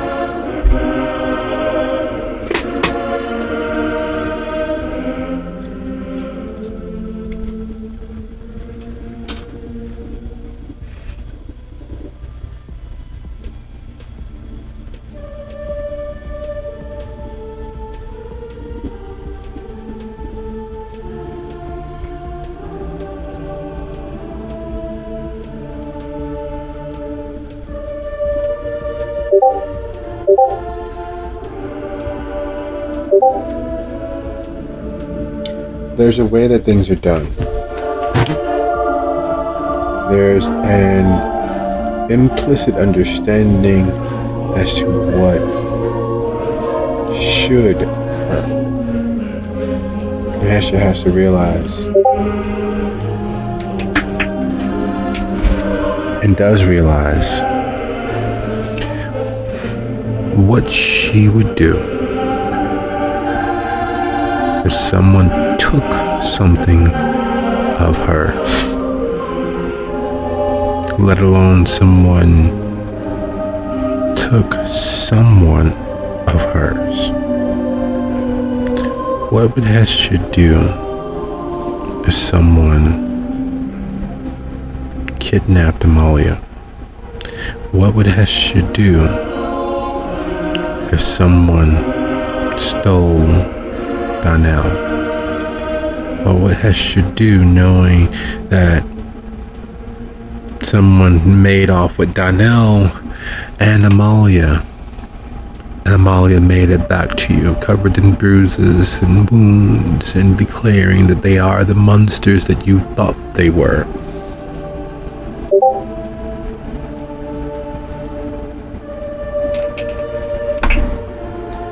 There's a number one rule in Kindred Society, especially Camarilla Kindred Society. And then while the traditions are there to be upheld and be used as weapons against everyone, the underlying rule, the central rule, the master rule, as it were, don't get caught. Do your dirt, but don't get caught. Because Oz Critias instructed them all those many years ago. Most of Kindred traditions came down to ownership. Proving ownership so that you could exercise your beast in whatever manner you thought was acceptable. And as always, do as I say, not as I do. as every kindred is the master of their own domains. Yet every kindred could refute that based on the laws and understanding of ownership. What's mine is mine, and all that is mine is mine. You could press suit, you could drive someone from their home, you could take equal measure or value, you could do whatever it is that you could get away with. And the fact that the Nosferatu was sent alone as a bodyguard, birds of a feather flock together, and Hestia standing in public space, the winter wind whipping around her, tearing at her clothes, threatening to crawl up into places that no one should, but the wind is a cruel and careless individual, and it rifles through her things, messes with her hair, threatens to fog her glasses.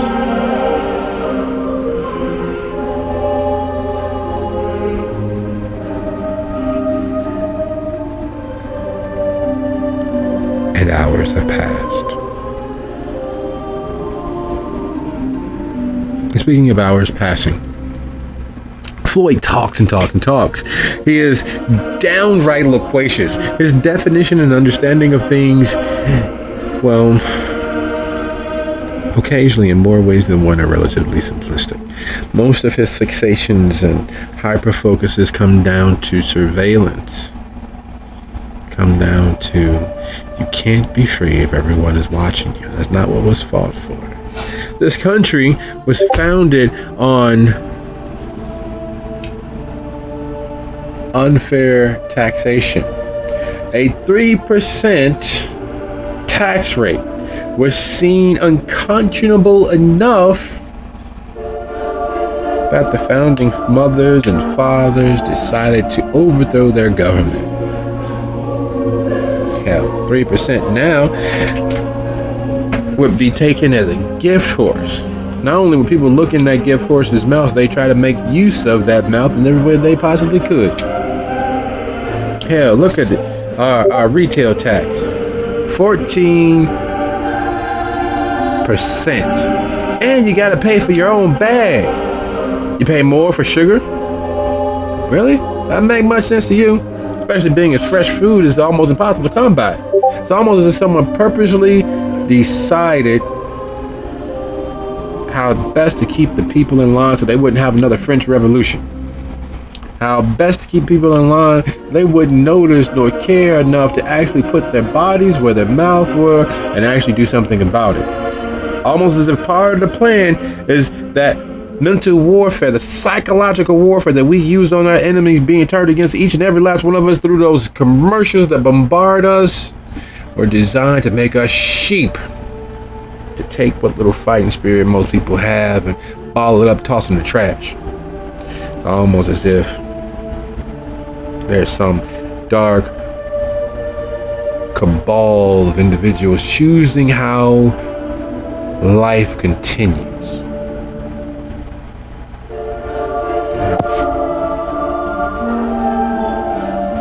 She nods. The way his mind works just fascinates her. He kind of has a calming effect on her.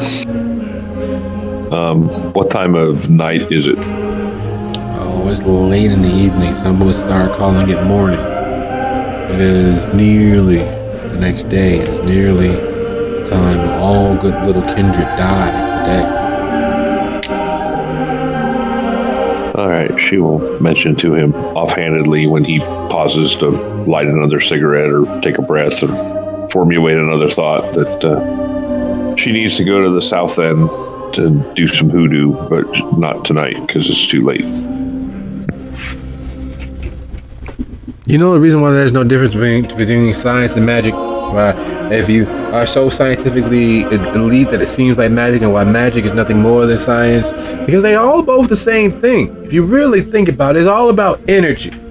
Now, you being as you are should be a proof of that, because how much energy do you think that it would require to make sure that you don't change? You think someone thought about that? Someone put that to a use? Someone started putting that into face creams, watered down several thousand times over so that you don't get the full use of all of that energy that's being pumped into you? Why do you think everything's going, hands-free and wireless, being broadcasting energy back and forth? It's almost as if the crazy technocrats of the past were right. Almost as if the idea that whole spiritual healing without touching is actually a valid thing.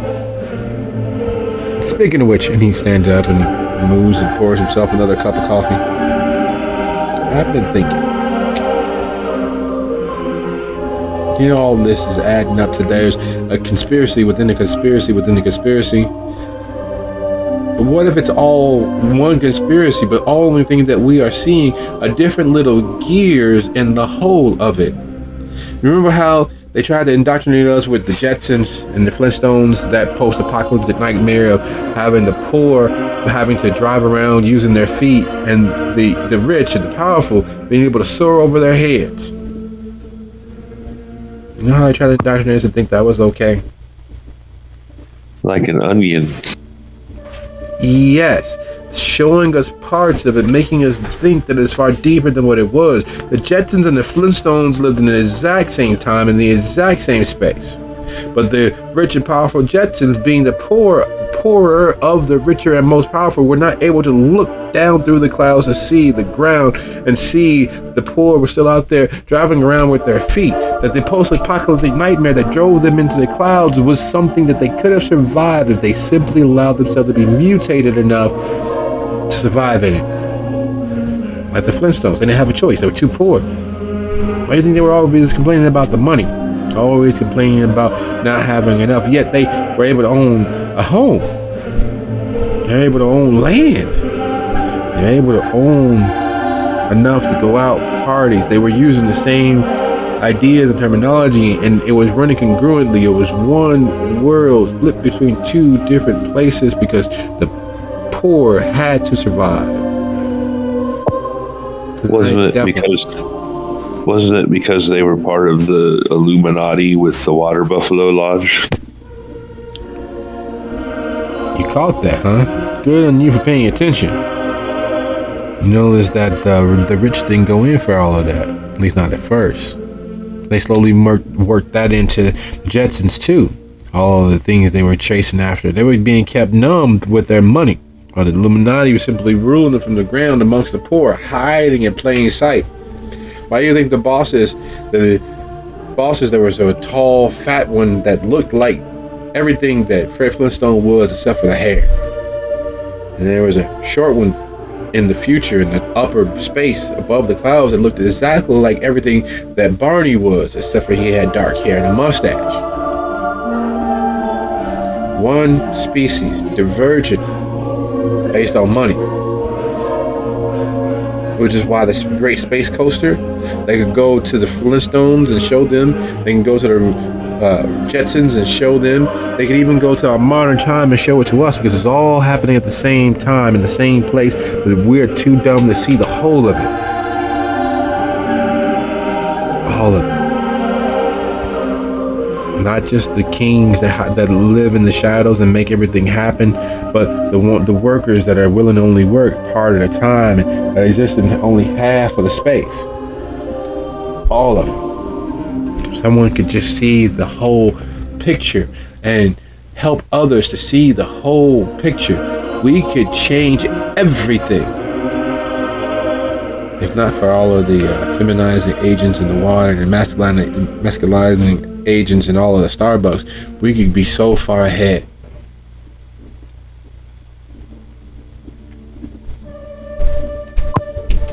She just lays on the bed and nods at him, kicking her feet lightly behind her. And I'm fine with the Masters of the Universe doing what they do. I only wish that they didn't put so much testosterone in the pumpkin spice.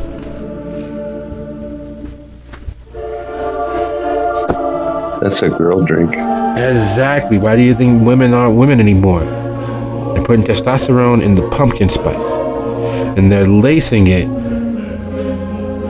probably with the same meth that they're lacing most other things with, and mixing them in with those nanobots and nanites so that everyone is redesigned. Like on the island, why do you think Ewan McGregor never ages? That was an autobiographical film. They have clones of him somewhere out there. When something goes wrong with him, they simply swap the parts.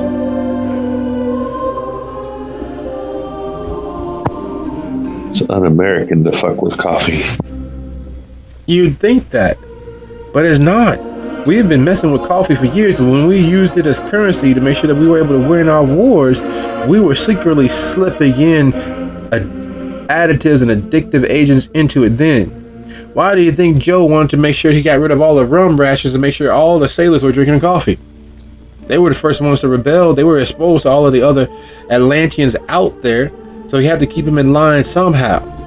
And as those thoughts fly from his lips, and he connects one theory to the next, always circling around to the many wheels within wheels, the cogs within the sprockets, within the very spacelies of it all. We take a quick look across town, back to what is vernacularly known as the North Pole, Rogers Park, where the shelter exists. Hesha, having stepped outside, realizing just how big and dark the night can be, even with the sun not that far off. As the saying goes, it's always darkest before the dawn. Having not made any leeway with kind of like finding the phone, I guess she stopped, didn't bother to go look in the car just yet, realizing she should be back inside and she needs to go tell Miriam what's going on or what she just thought about.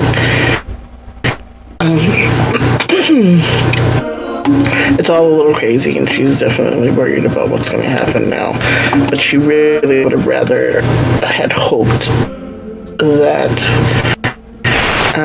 with such a high level in blood sorcery that she would have figured out who he belongs to, so that she can cut it off at the pass. And recognizing the fact that Nosferatu got away, it was too dangerous to try to corner him any further,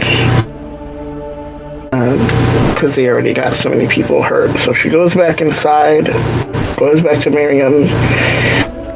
I didn't make it to the car. I realized it's way too close to fucking sunrise. We're going to have to clean up all the blood before we can go disappear for the day. We're going to have to take him with us into the haven because we can't chance him getting away while we're sleeping for the day. On top of all that, I know what I would do if somebody took either Amalia or anybody else that I cared about. We took him, even though we saved his life, we still have him captive, and it's been hours. So we are probably fucked as far as making nice about this whole situation. The only thing we can do is try to get him to get them to back down, maybe, on the faith of the fact that he's still alive. Despite the fact that the Nosferatu probably went back and told on us, being injured while they were at it. Fair enough. Well, we can keep him strapped down, can run an IV through the day to keep him sedated.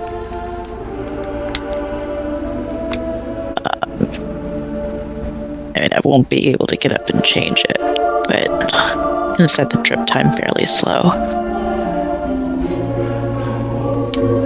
That might get him to just before. And she pauses to do some calculations in her head.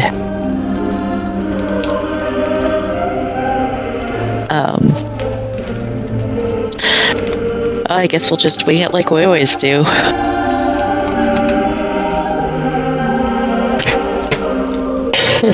fucked up thing in all this is I don't know where Lucio is. He just kind of disappeared, and so did Lolly, actually. I know she disappears regularly and we can't see her, but I don't think she's in the building anymore. So we are literally handling this by our fucking selves. Right. I mean, to be fair, I guess Lucio did have a big shock tonight.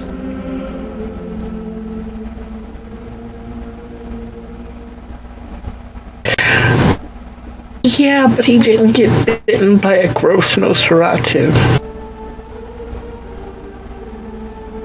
That guy's mouth was so disgusting.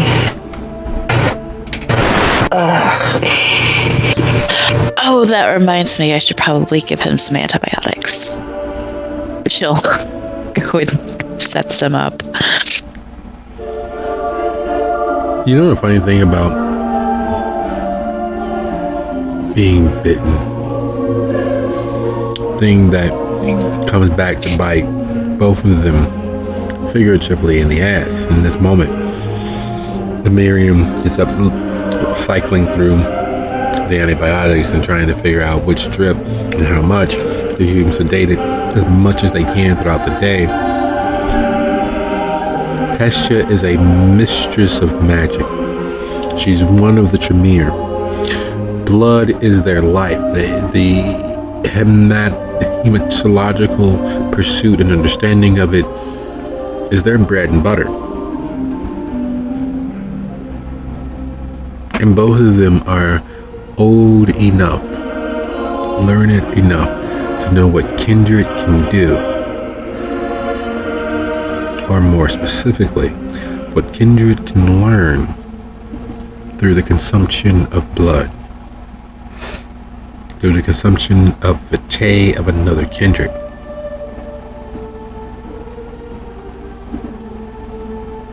Everything they are is laid bare.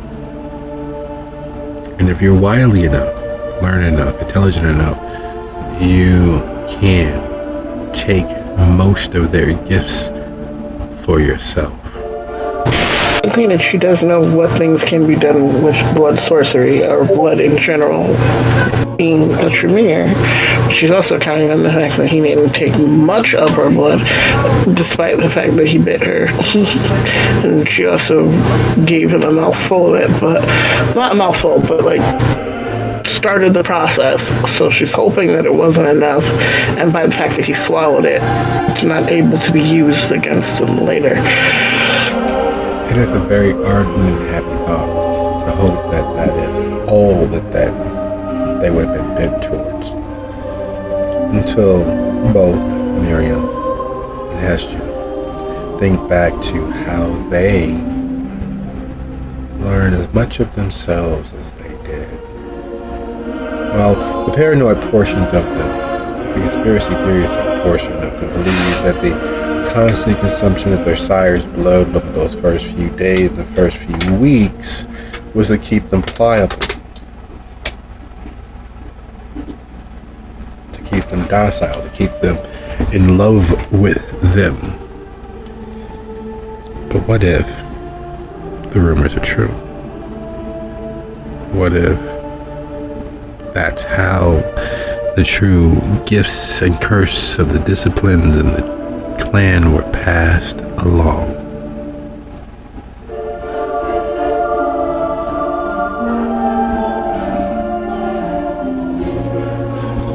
Just because you're paranoid doesn't mean they're not out to get you. Just because you hope for the best doesn't mean you'll get anywhere near close to it. And just because it seems implausible doesn't make it impossible, or even improbable.